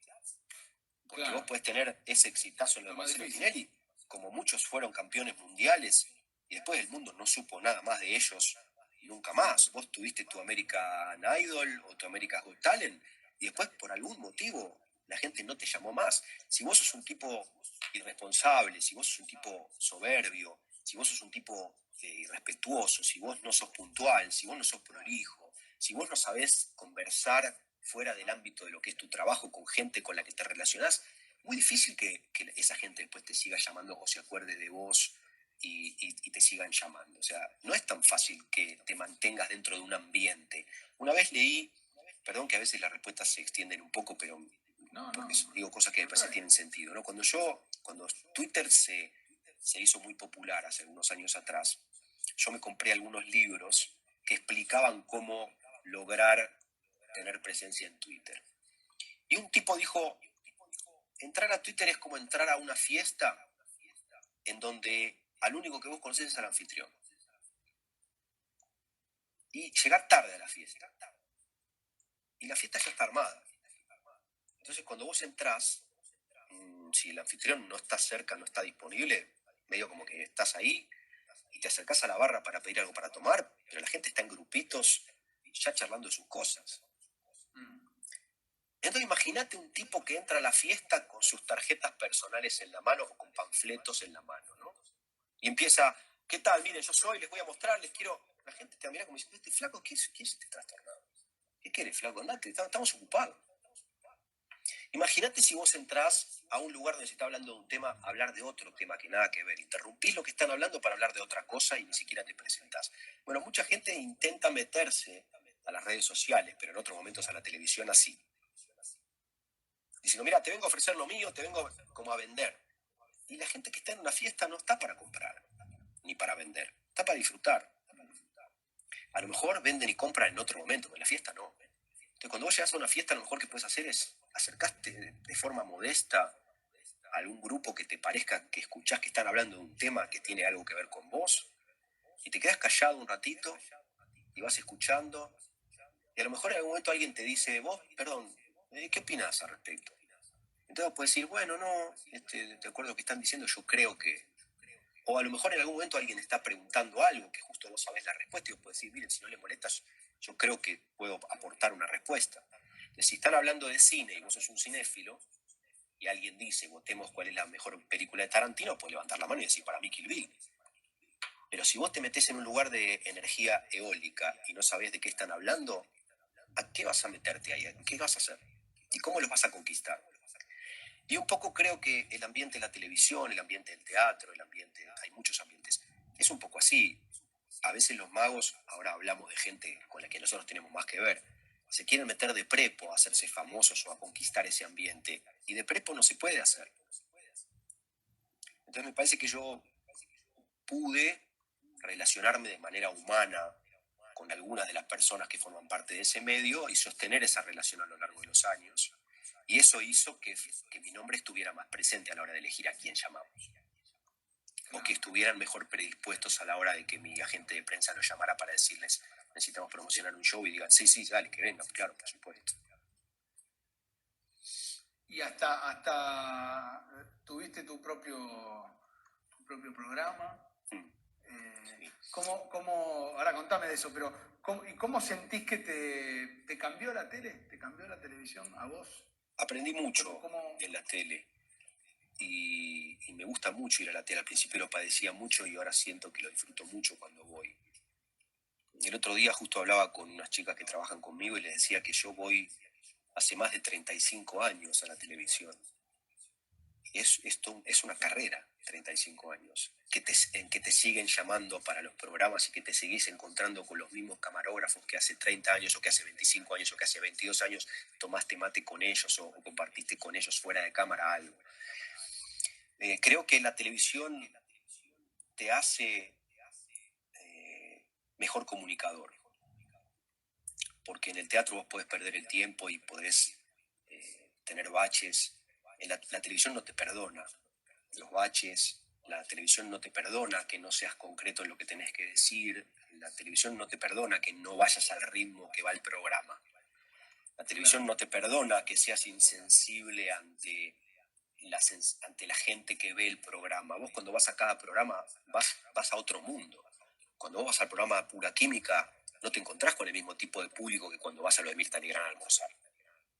Estás hablando a un mundo completamente diferente. Si vos seguís hablando igual siempre, te vas a perder la oportunidad de conectar con mucha gente. Entonces la televisión te hace adquirir herramientas muy valiosas de comunicación. Si estás abierto y si te interesa escuchar. Leonardo Tuzán, con lo mucho que lo respeto y con el aprecio que le tengo, él es siempre el mismo en todos los programas. Habla al mismo ritmo, habla al mismo tono, se enoja igual cuando le dicen Tuzán en vez de Tuzán, y corrige al que le dice lo que él dijo y se pasa 3 minutos diciéndole que Tuzán significa transformación, unción, no sé qué, y el conductor dice, sí, seguimos con... Y él no se percata de que lo están cortando porque se está haciendo largo. Y él sigue creyendo que él es un genio y le chupa un huevo lo que le digan o lo que le pase. Pero bueno, lo dejan de invitar. Entonces, si uno no va abierto a como una esponja a ver a los productores haciendo así o haciendo redondear o ver los gestos o ver si los camarógrafos están prestando atención o no, o aprender cuándo mirar el monitor o cómo se maneja la idea del tally light o a qué velocidad tenés que levantar las cartas para que la cámara se pueda levantar junto con vos y no te salgas de plano. Si no aprendés a interpretarte con el director para explicarle cómo necesitas que tome lo que vos vas a hacer, estás perdido, no vas a entrar al mundo de la televisión. La televisión te va a escupir y te va a expulsar, que es lo que a muchísimos magos les ha pasado durante su historia, que hoy en día te dicen, yo no voy ni en pedo a la televisión, no quiero ir, no me va bien, no me fue bien cuando yo fui a la televisión. Entonces, el tipo de repertorio que hay que usar, cómo te ganás a los productores, cómo te ganás a los conductores, cómo te invitan a que charles, además de que hagas magia, porque a mí me invitaron muchas veces a la Susana Jiménez después de haber ido con Eduardo Esteban, y yo solamente una vez le dije que sí, porque antes le había dicho que no un montón de veces, porque no me dejaban sentar en el living y yo no quería ir si no me dejaban sentar. A mí me llamó a su secretaria personal, porque Susana me contrataba para los eventos privados, y yo le decía, ¿me estás llamando para ir a sentarme al living? No, me dice, no te puedo hacer sentar en el living. Digo, entonces no estoy interesado en ir. Y no fui durante muchos años, hasta que un día, cuando ya Gustavo Yankelevich era el productor de Susana, me dijeron, te invitamos al programa, pero te cambiamos el living por un escenario que es todo tuyo. Porque estamos haciendo como unas superproducciones y no sé qué, y te invitamos a un escenario que es un público, un escenario especial para vos. Entonces, ellos ya sabían que yo les iba a pedir el living. Cuando fui a lo de Nicolás Repeto por primera vez, que hice Las Almas Gemelas, no me invitaron a cenar, me invitaron, estamos hablando de Sábado Bus, ¿no? Sábado Bus, sí. No me invitaron a hacer, me invitaron a hacer un truco de magia en el medio del programa, porque Rosín era el productor. Y entonces al sábado siguiente me vuelven a llamar, me dicen, queremos que vuelvas a venir. Le digo, pero yo quiero ir a cenar. Entonces me dijeron, no, nunca se sentó un mago a cenar entre todos los invitados. Le digo, no me importa, yo sentaré yo el precedente, pero hasta que yo no me vaya a sentar a comer, ya no vuelvo a ir. Ya fui la semana pasada, se los regalé. Esta vez quiero ir a cenar. Me dijeron, bueno, déjame ver cómo lo manejo. Y al mes me invitaron a cenar. Y yo fui uno de los 12 invitados y grabamos en la calle durante la semana con Rossini, con un equipo de producción, diferentes efectos de magia, y después en el programa yo hice un show y pedí sushi y estuve en la cocina y bajé del bus, que era lo que yo en realidad quería, porque yo quería poner a la magia en el lugar que me parece que a la magia le corresponde. El problema es que hay algunos magos que a veces no están a la altura de donde queremos poner la magia. Entonces, es fácil querer poner la magia ahí, pero para que la magia pueda estar ahí, nosotros también tenemos que estar ahí. Y a veces estar ahí no es tan fácil ni tan cómodo. Entonces, bueno, un poquito ese fue el recorrido de la televisión. La tele. Claro que es brava la tele. Estaba leyendo también acá o en algún lado que tenía anotado o en algún video una frase tuya, no me acuerdo si era algún espectáculo que podía ser. Magia, sin magia es solamente un truco. La magia sin magia es solamente un truco, sí. Es de la charla TED. Sí, es verdad, bueno, de la charla TED. De la charla TED. René decía que él le agregaba... Que está ese video, perdón que te interrumpo, está ese video colgado en YouTube, que está muy interesante para quien no lo haya visto. Se llama Buscando la magia perdida. La charla. Yo digo que, bueno, René decía que él le agregaba belleza al asombro. Yo no creo que René le agregaba belleza al asombro. Yo lo que creo que pasaba es que René le devolvía la belleza al asombro cuando el asombro está metido dentro de un contexto. Yo recuerdo cuando leí uno de los primeros libros que leí de magia, ahora no me acuerdo el título, creo que fue Nuestra Magia, Our Magic, pero no estoy seguro, en donde se decía que la magia no es que hay que contar una historia con el truco, lo que tiene que suceder es que la magia tiene que suceder en un contexto que tenga un sentido, porque decirle a una persona, saca una carta, esta es tu carta, no puede producir un gran impacto emocional en quien lo ve. Entonces él decía, supongamos que yo quiero hacer aparecer un sándwich de jamón y queso, ¿no? Y entonces yo voy a una reunión de trabajo donde está todo el mundo vestido con ropa de etiqueta, traje o corbata o lo que fuera, y en el medio de la reunión que se está hablando de cómo lograr abrir un pozo petrolero no sé en dónde, yo hago así, ¡buc! Y hago aparecer un sándwich de jamón y queso. Me van a mirar así, qué bueno. Bueno, del petróleo estábamos hablando. En cambio, si vos estás en la calle y un chico te viene a pedir algo para comer, y vos le haces aparecer un sándwich de jamón y queso, resulta que ahora hiciste un milagro. Y el truco es el mismo, y no contaste una historia, pero enmarcaste el truco en un contexto en el cual el sándwich de jamón y queso tiene un sentido, porque si no, ¿qué estás haciendo? Bien.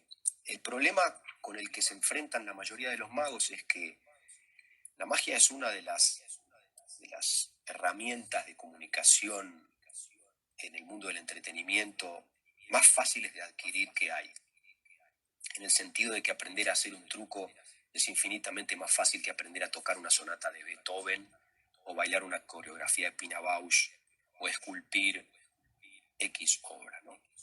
Vos vas a la casa de Carlitos Rush y le decís, mira, el truco de la carta que se da vuelta sola o de la carta que aparece dada vuelta, que son $14, a la noche son más. Vos no podés ir a una casa que venden pianos y decirle por $14 qué me llevo y a la noche tocas una sinfonía en la casa de un amigo. No lo puedes hacer si no tenés conocimientos de solfeo y si no sabes tocar de oído. O sea, es difícil que puedas interpretar una pieza digna de hoy a la tarde para hoy a la noche. Y me parece que lograr tan fácil el asombro y lograr tan fácil la atención y el aplauso del público hace que muchísimos magos, incluso magos profesionales, sean muy haraganes. No se ocupen más. Y me parece que es una falencia que los magos tienen en general, que es la de que a la mayoría de los magos no les gusta trabajar mucho, ensayar mucho y ocuparse mucho y romperse el culo por realmente armar algo que le dé un contexto y que produzca algo. Tienen su valija, su mazo de hace 15 años. Hay magos profesionales que cuando van a un programa de televisión ni siquiera revisan el Invisible Pack para ver si las cartas están en su lugar y ni siquiera repasan si 8 más 5 es 13 o si 8 más 7 es 15 o cuánto, porque después en vivo lo hacen mal el truco. Entonces yo digo, si ni siquiera te tomas el trabajo de revisar o de renovar el Invisible Pack, y si ni siquiera te tomas el trabajo de recordar cuánto es 15 menos o 13 menos 8, quiere decir que no te gusta el laburo que haces. Porque eso es parte del laburo también. Lustrarse los zapatos es parte del laburo. Practicar en tu casa es parte del laburo. Ir a comprar un mazo nuevo y sacarle ese exceso de este arato de zinc que tienen es un laburo. Y hay parte del laburo que es lustrar las monedas. Y a los magos no les gusta lustrar las monedas. Entonces yo creo que gran parte del éxito que se puede tener o no tiene que ver con un laburo que uno hace fuera del escenario. Antes, después, en la casa, hace muchos años atrás, con una disciplina y con una cantidad de cosas, ¿no? Entonces, me parece que un poco tiene que ver con estas cosas eso de agregarle. Yo no creo que hay que agregarle, yo creo que hay que devolverle. Que el truco de magia es como la ropa interior que una mujer se pone, pero la mujer no puede creer, y de hecho lamentablemente hay muchas mujeres que creen, que cuando se ponen un conjunto de ropa interior y hacen una pose que vieron en un aviso de publicidad, ya es suficiente para que el hombre haga lo que tiene que hacer. Me ha pasado por experiencia propia, por eso digo una mujer, nunca he estado con hombre. hay un montón de cosas que tienen que suceder, además del conjunto y de la pose. Eso no es nada. Y para mí el truco de magia es eso.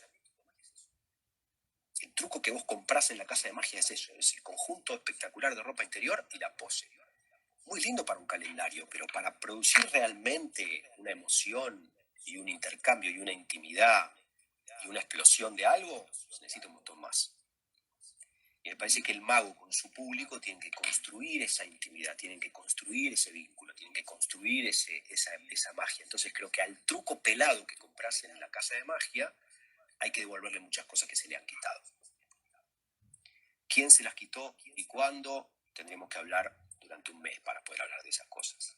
Pero en principio que quede con decir, digo, me parece que para mí es devolverle la magia a la magia.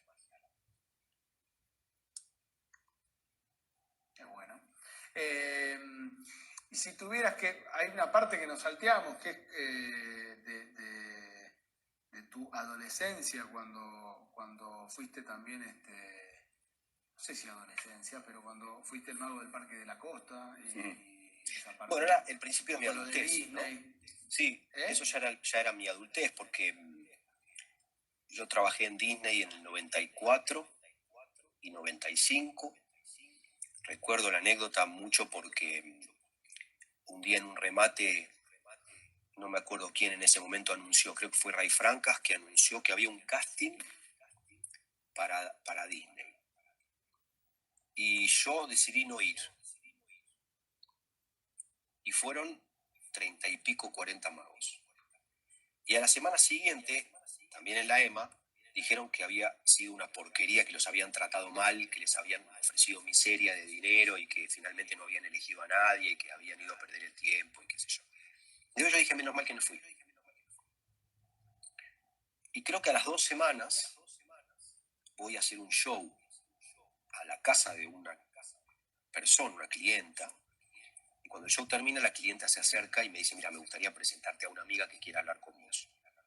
Entonces se me acerca una mujer, se presenta, me dice, mira, mi nombre es Gabriela López, yo soy la secretaria de Robert Sexton, que acaba de llegar de Disney hace unas semanas atrás, nosotros trabajamos para Disney, y me dice, a mí me gustaría que mi jefe te conozca, porque estamos buscando justamente un mago para contratar para el parque. Entonces yo le digo, mira, yo te agradezco mucho, pero hubo un casting, algunos colegas míos fueron, me dijeron que los trataron muy mal y que les ofrecieron el dinero que era una miseria. Entonces ella se rió y me dijo, mira, mi campana de la historia es que los magos vinieron creyéndose todos que eran caídos del cielo, la mayoría tremendamente soberbios, la mayoría como prepotentes que no querían esperar y que no querían no sé qué y peleándose entre ellos, y nosotros no hablamos de dinero. Entonces me dice, yo lo que quisiera es que vos traigas con mi jefe. Le dije, mira, yo no quiero ir a ningún casting. Y ella me dijo, mira, no es un casting, es una reunión. Si vos podés este sábado a las 2 de la tarde en la rural. Entonces fui el sábado. Estaba el mago Augusto, a quien habían vuelto a llamar, porque él había ido la semana anterior y lo habían vuelto a llamar. Estaba Tito Scotti, que había ido la semana anterior y lo habían vuelto a llamar. No estoy seguro de si estaba o no Daniel Raleigh, no me acuerdo del todo, pero me parece que sí. Y creo que había alguien más, no me acuerdo, y estaba yo. Bueno, era la época que tenía el programa en la tele. Claro. Me hicieron pasar a mí primero. Yo hice los guantes que se achican, el manicolor y una figura con globos. Cuando terminó, Robert Sexton me hace acercar. En la mesa estaba Robert Sexton, Roy Disney con su mujer, Peter McFarlane con su asistente Georgina Ross y un señor con su hijo, que eran los que después manejaron las finanzas de Disney acá o que subcontrataban a la gente acá, no me acuerdo quiénes eran. Entonces me llama Robert Sexton y me dice, ¿qué vas a hacer? En inglés me pregunta, ¿qué vas a hacer del 8 de diciembre al 8 de marzo? Y le digo, voy a trabajar acá. Y me dice, bueno, firma acá. Y me acerca una hoja de papel. Le digo, no, pero bueno, tendríamos que hablar del tema del dinero. Y me dice, firma acá, después hablamos del tema del dinero. Y finalmente me terminaron contratando a mí solo. Ellos querían contratar 6 magos, pero finalmente me contrataron a mí solo. Contrataron a Enrique Federman para que hiciera su acto de clown. Y entonces nos turnábamos con Enrique en el escenario mediano, en donde Mickey con sus amigos hacían su show. Y yo siempre digo que yo era el telonero de Mickey, porque yo hacía mi show de 15 minutos y después salía Mickey con sus amigos a hacer lo suyo. Y yo hacía 3 shows en el escenario todos los días y después hacía 3 caminatas por el parque regalándole figuras con globos a los chicos que hacían fila para que les regaláramos. Eran 6 shows por día que me contrataron para hacer y trabajábamos de martes a domingo del 8 de diciembre al 8 de marzo. Fue una experiencia increíble. Lo que yo aprendí de teatro y de escenario y de luces y de sonido en ese parque fue impresionante. Y fue una gran experiencia que de vuelta surge a partir de una recomendación de alguien que me vio en un show privado, que me dice, quiero que, porque yo no había ido al casting. Claro. Y el Parque de la Costa surge a partir de que después de Disney, yo trabajaba en un restaurante que se llamaba La Cuadra, en Belgrano. Trabajaba haciendo magia por las mesas en los martes, jueves y domingos, porque el restaurante estaba lleno todas las noches, de lunes a domingo. El dueño me dijo, mira, puedes venir cualquier día que quieras, menos viernes y sábado, que hay demasiada gente y yo necesito que rote más rápido. Entonces yo iba martes, jueves y sábado. Perdón, martes, jueves y domingo. Trabajando en el restaurante de La Cuadra, uno de los socios se pone otro restaurante y me lleva también a trabajar al otro restaurante, creo que los miércoles a la noche, sí, los miércoles a la noche, en La Recoba, en Virrey del Pino y Juramento. Y en La Recoba, un día, cuando yo llego a trabajar, estoy haciendo magia en una mesa y veo que entran Valeria Massa, con su, en ese momento, novio Alejandro Gravier, Ricardo Piñeiro, con 2 o 3 otras modelos, no me acuerdo quiénes eran, Adolfo Sheines, que era el guardaespaldas de Alejandro Gravier y de Valeria Massa, y se sientan en una mesa larga todos. Y me piden si yo me puedo acercar a hacer magia. Entonces yo me acerco a hacer magia, hago la carta en el techo y qué sé yo. Alejandro Gravier se levanta, me dice, la verdad que sos muy bueno, en algún momento me gustaría que nos reunamos para hablar, para ver si podemos hacer algo juntos y qué sé yo. Le digo, bueno, con mucho gusto. Después se fueron, nunca más hablamos. Pero en el verano de ese año, que creo que ya era el verano del 95-96, me contrata una familia que eran los Garfunkel, que eran los dueños de BGH, Boris Garfunkel e Hijos, era la marca, de Banco de Buen Aire y de Iveco, los tractores y otras cosas más, para hacer un show el 31 de diciembre a la noche en su casa de Punta del Este. Me pagan el pasaje, la estadía, para que yo haga un show. Pero no se podía volver al día siguiente, porque era 1 de enero, entonces había que quedarse más tiempo. Entonces yo me quedé hasta el día siguiente, y la noche del 1 de enero me llevaron los hijos de Garfunkel, que eran más o menos de mi edad, a un lugar que se llamaba UFO, que quedaba en Navarra, creo, en Punta del Este. Y cuando entramos a UFO, en un big del fondo estaban Alejandro Gravier con Valeria Massa y con no sé qué otra gente más, y yo estaba en la pista tomando algo y me viene a buscar Adolfo Sheines, que era un gigante, que era el guardaespaldas de Alejandro Gravier y Valeria Massa, y me dice, vení, Alejandro Gravier quiere hablar con vos.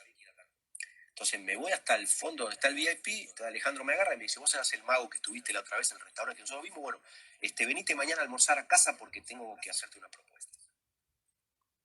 Entonces me dan la dirección de la casa de ellos en José Ignacio, al día siguiente voy a almorzar, me abre una mujer que trabajaba en la casa y me echa, como diciendo, mire, acá no puede pasar, o sea, ¿qué hace acá?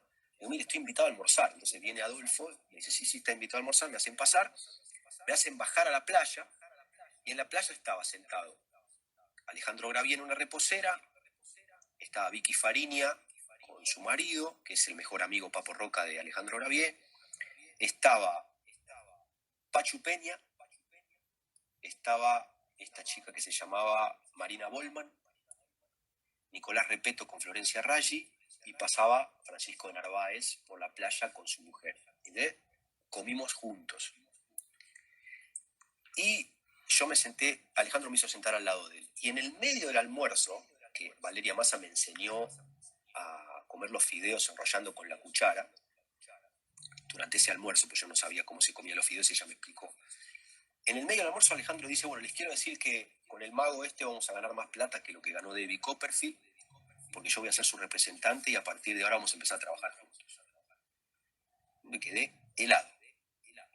Entonces comimos el postre, después bajamos a la playa otra vez, yo hice algo de magia, y me llama Adolfo en febrero para que me reúna con Alejandro. Entonces me reúno con Alejandro y Alejandro me pone enfrente un contrato de 2 años en que él iba a ser mi representante. Entonces yo le digo, pero Alejandro, vos sos representante de gente. Me dice, no, yo represento a Valeria Massa y ahora te voy a representar a vos. Y entonces Alejandro era íntimo amigo de Marcelo Pellegri, que era uno de los directores artísticos del Parque de la Costa. Alejandro me llevó al Parque de la Costa a trabajar. Ahí me presentó Marcelo Pellegri, que era fanático de la magia, íntimo amigo de Gustavo Yankelevich, que viajaban a Las Vegas para ver shows de magia siempre juntos. Y así fue como yo empecé a trabajar en el Parque de la Costa,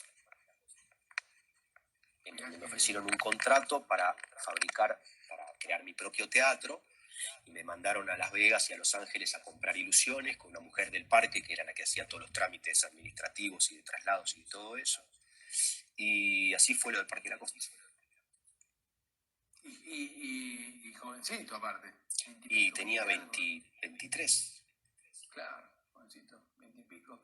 Y escúchame, si ahora miraras para atrás así, ¿no? Giraras la cabeza y miraras para atrás al chico ese de 4 años que fue la primera vez al Circo Tiani. Y te ves hoy, ¿qué te pasa? ¿Cuál sería tu, no sé si corolario, pero qué dirías de todo lo que pasó, ¿no? De ese chico, ¿a dónde llegó? Mirá, yo estoy muy agradecido y estoy muy emocionado con la vida que vivo y con las cosas que hago. Cada vez siento que logro un poco más, como decía en una charla hace relativamente poco tiempo, sacarme otra careta más y sacarme otra parte más de la armadura y ser más quien soy. Hoy estoy terminando de ensayar, si Dios quiere cuando termine la cuarentena, un espectáculo en el que trabajan 25 personas, que son 25 personas talentosísimas que fui conociendo a lo largo de todos estos años. De hecho, la coreógrafa y diseñadora del movimiento del espectáculo, imagínate que hay una persona que está contratada para eso, para diseñar el movimiento de quienes caminan, fue mi bailarina en el Parque de la Costa. Y nos volvimos a encontrar 25 años después, ella ya habiendo sido coach del Cirque du Soleil, habiendo trabajado como productora en De la Guarda durante 10 años, y nos volvimos a encontrar, nos dimos un abrazo, nos encontramos de casualidad, nos dimos un abrazo y le dije, mira, tengo un espectáculo que estoy preparando, necesito que trabajes conmigo. Me dijo, decime dónde tengo que ir. Y fue un reencuentro hermoso con una mujer que admiro un montón y que es una genia, o sea, una genia. Y con ella nos conocimos en realidad en Disney, pero no trabajamos juntos en Disney. Ella trabajaba como bailarina en otro escenario, nada que ver. Su marido de hoy en día ya trabajaba como bailarín en ese momento en Disney. Nos conocimos en esas épocas. Por eso digo que el ambiente es muy pequeño.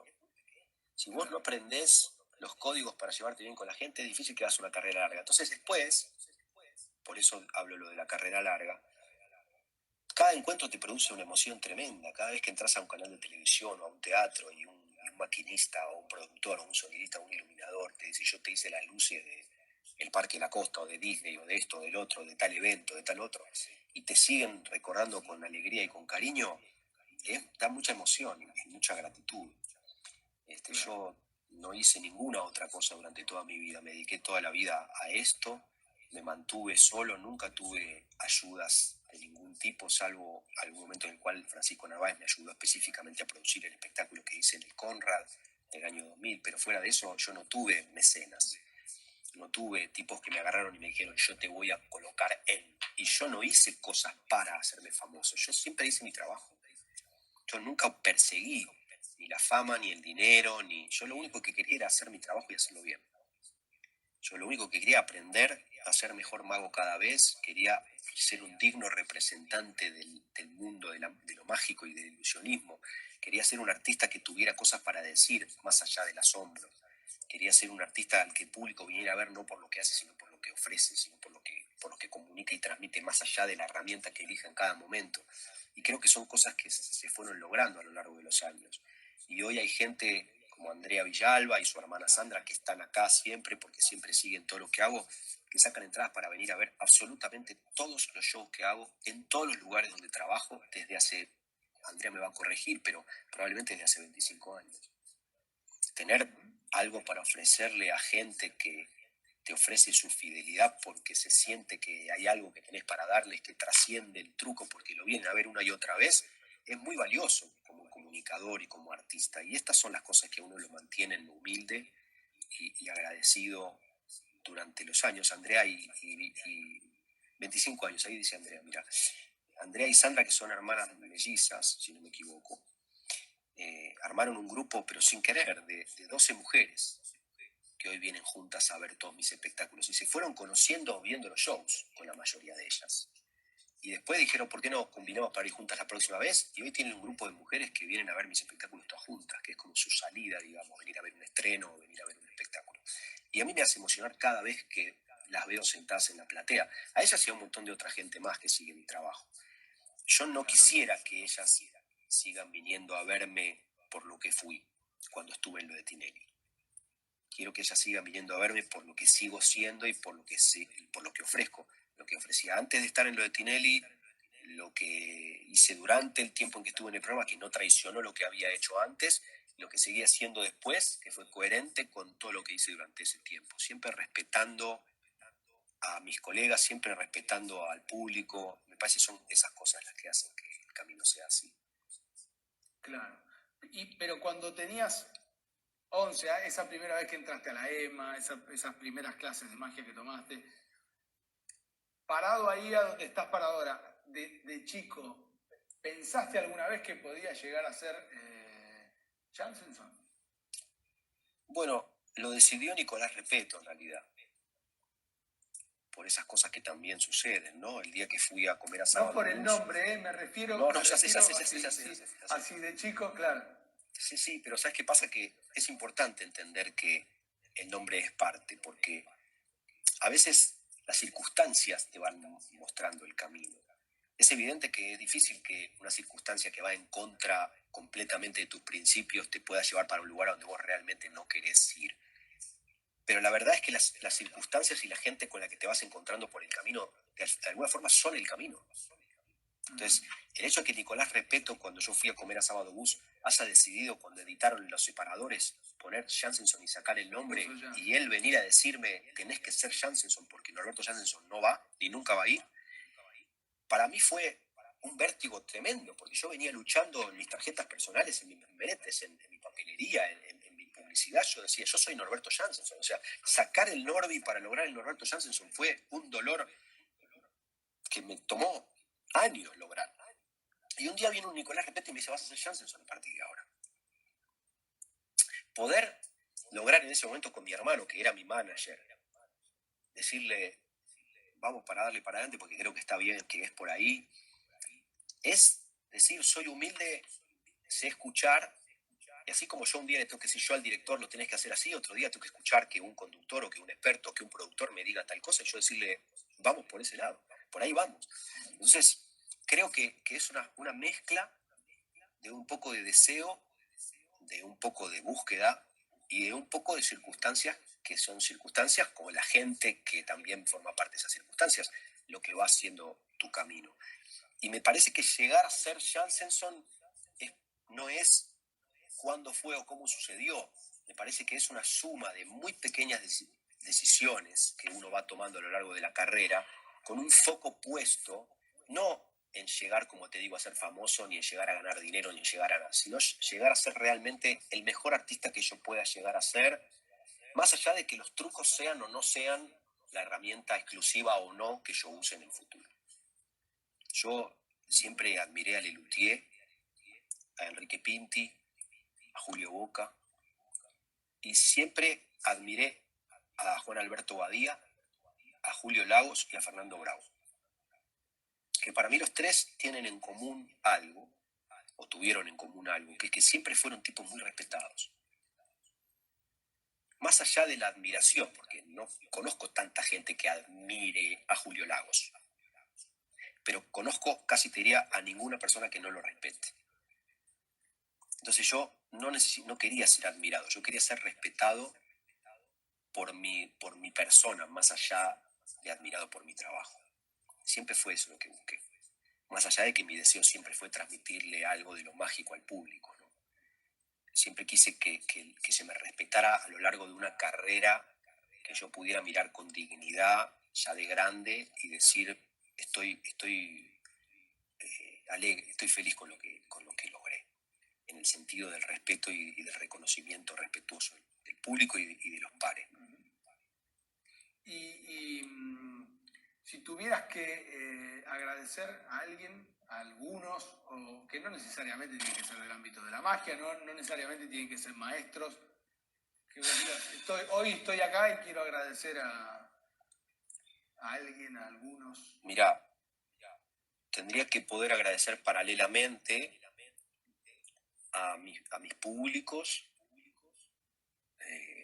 Hay mucha gente ahí, Ricky Fernández, Sonia, Andrea, un montón de gente, que es la gente que no solamente me viene a ver, es la gente con quien yo tengo una relación de una vez cada tanto mandarnos algún mensaje para cosas que no tienen que ver con los trucos, ni con lo mágico, ni con el show, ni con nada de todo eso, y que son como una especie de comunidad que de alguna forma te sostiene en los momentos en que vos sentís que no está sucediendo, digamos, porque te perdés por el camino algunas veces. Estas personas, que ellas no lo saben, pues yo nunca se los dije, van poniéndole de a una las cuentas a ese collar. Porque el mago que va a un evento por única vez y lo contratan por única vez, creo que no agrega mucho a su collar de cuentas. Pero cuando uno puede tender relaciones que a lo largo de los años van agregándole cuentas a ese collar, entonces uno ve un camino que está trazado. Es difícil recordar cada uno de los shows a los que vos fuiste, pero no es tan difícil recordar a la gente que desde hace 25 años te viene a ver a todos los lugares a donde vas. Porque la persona que te contrata por única vez te puede contratar por casualidad, pero la persona que hace 25 años te sigue viniendo a ver no viene de casualidad y no viene para hacerte un favor. Algunas de esas personas hoy son mis asesores literarios, son responsables de que yo escriba las cosas que escribo y que publique las cosas que publico y que logre lo que logro con esas publicaciones, son los que evangelizan mi trabajo, son los que comparten todas las semanas el blog y el capítulo nuevo del podcast, y son las que le cuentan a otra gente que voy a estar, son las primeras que sacan la entrada cuando yo voy a hacer un espectáculo. Ricky la otra vez me escribió un mensaje para preguntarme si su hijo Tiago, que ahora tiene no sé cuánto, Ricky, 7, 6, 8, ahora vos me vas a decir, le preguntó, papá, Jansenson está por largar un espectáculo nuevo, pero dice que es algo como muy distinto a todo, ¿será para que yo vaya a verlo? Y él me escribe, me dice, mi hijo me preguntó si puede ir a ver el espectáculo nuevo. Y le digo, mira, ¿cómo no va a poder venir si él vino a ver Arcanos cuando tenía 7 años? Y hoy ya creció, pasaron 4 años, ahora tiene 11. Entonces, esto es lo que me sostiene por un lado.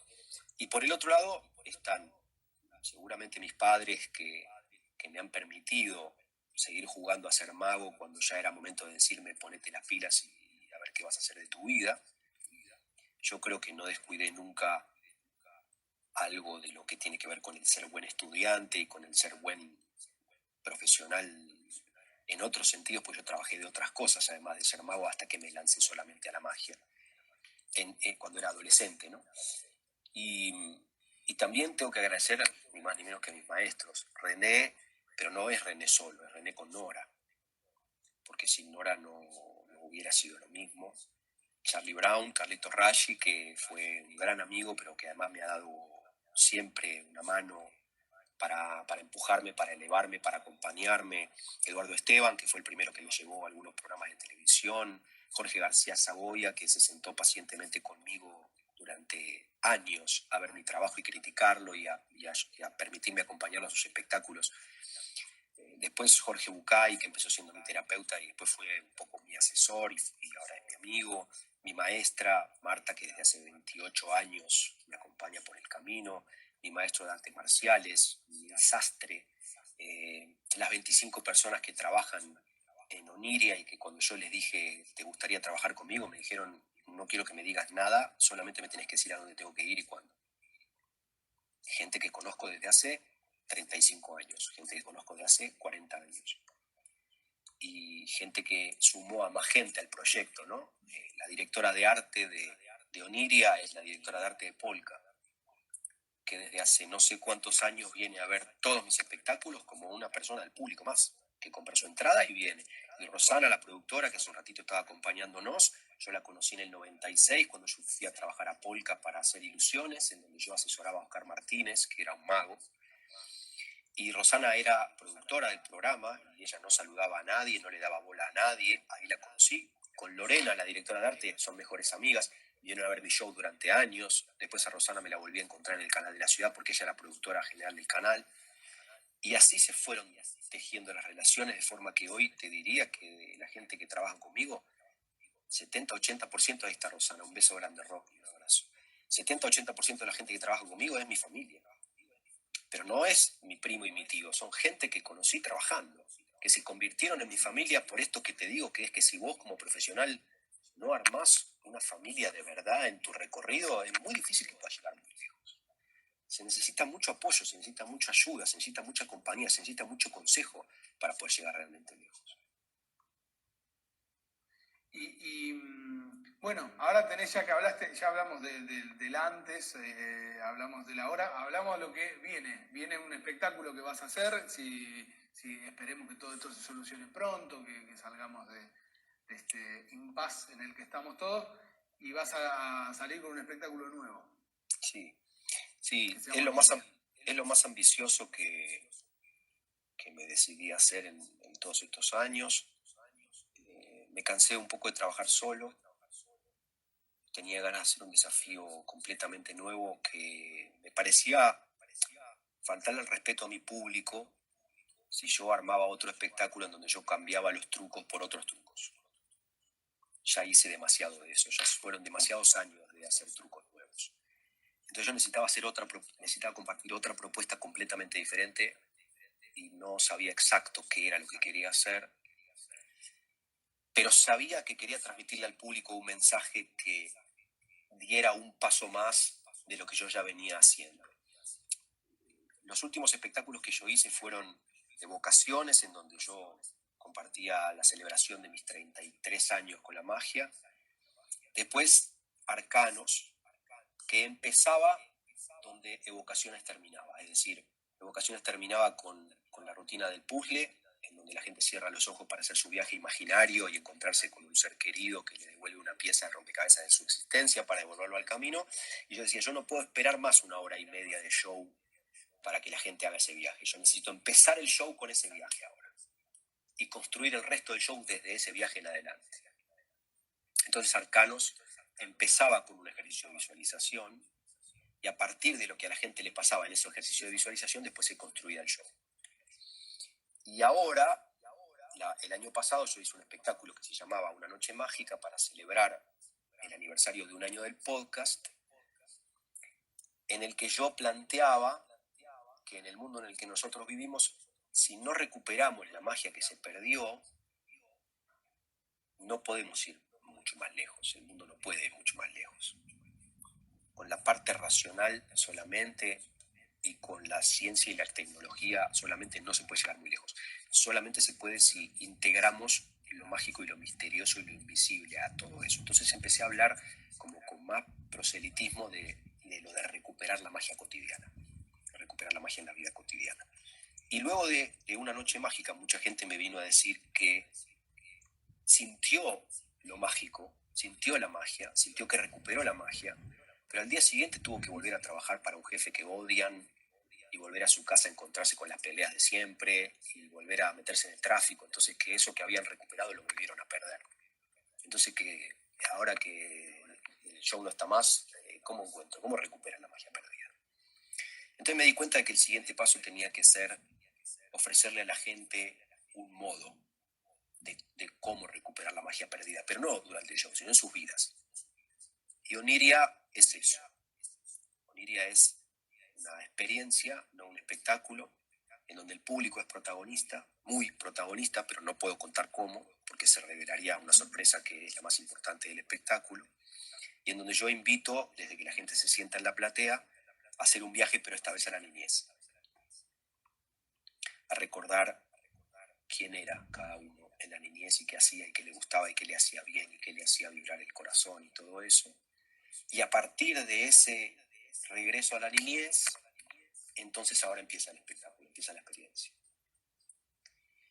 Y la experiencia tiene que ver con un montón de cosas que no puedo contar, pero que tienen que ver con una noche soñada. Oniria, la palabra Oniria está referida a la tierra prometida. Y yo digo que el escenario y el teatro son mi tierra prometida. Y que la niñez es la tierra prometida de todos. Y que si nosotros no sabemos volver a la niñez o no podemos volver a la niñez o no incorporamos a nuestros niños en la vida cotidiana de nuestros adultos, con la conciencia de que lo estamos haciendo, no podemos llegar muy lejos. Entonces Oniria se trata de eso. Próximo espectáculo y ojalá que pase todo pronto para que la gente te pueda ver. Estamos a mitad de camino, bueno, no a mitad de camino, sino ya bastante avanzados con el tema de los ensayos. Ya hicimos la puesta de luces, ya está toda la escenografía, ya está todo el vestuario listo. Y me parece que va a ser una súper emocionante experiencia, si Dios quiere, muy diferente a todo lo que hice hasta ahora. Bueno, habrá que verlo. Nos quedan como unos 3 minutos, que pasó otra hora volando. Así que bueno, estará la gente, tus seguidores estarán deseosos de poder ver en un futuro próximo el nuevo espectáculo. Antes de me preguntan dónde va a ser. Digo que es en el Gorriti Art Center, que es aquí en Palermo, en donde Muscari hace su espectáculo Sex. Las entradas se van a vender por alternativa teatral y no voy a hacer gira con Oniria, no se puede hacer gira con Oniria, trabajan 25 personas, hay muchísima escenografía, no creo que se pueda sacar de gira, así que empiecen a hacer planes para viajar a Buenos Aires ahora. Porque digo, ahí me preguntan. Sí, lo vi. Norberto, algo que te hubiese gustado que te pregunte y no te pregunté. No, la verdad que no. Creo que pudimos hablar de un montón de cosas que normalmente uno no tiene oportunidad de hablar. Claro. Entonces solo sí quería decirte que estoy feliz de haber tenido esta oportunidad para conversar con vos y con tanta gente querida y gente linda acompañándonos. Y nada, cuando tengas ganas otra vez de que hablemos más de lo que se te ocurra que hayamos dejado pendiente, yo estoy feliz de que lo hagamos.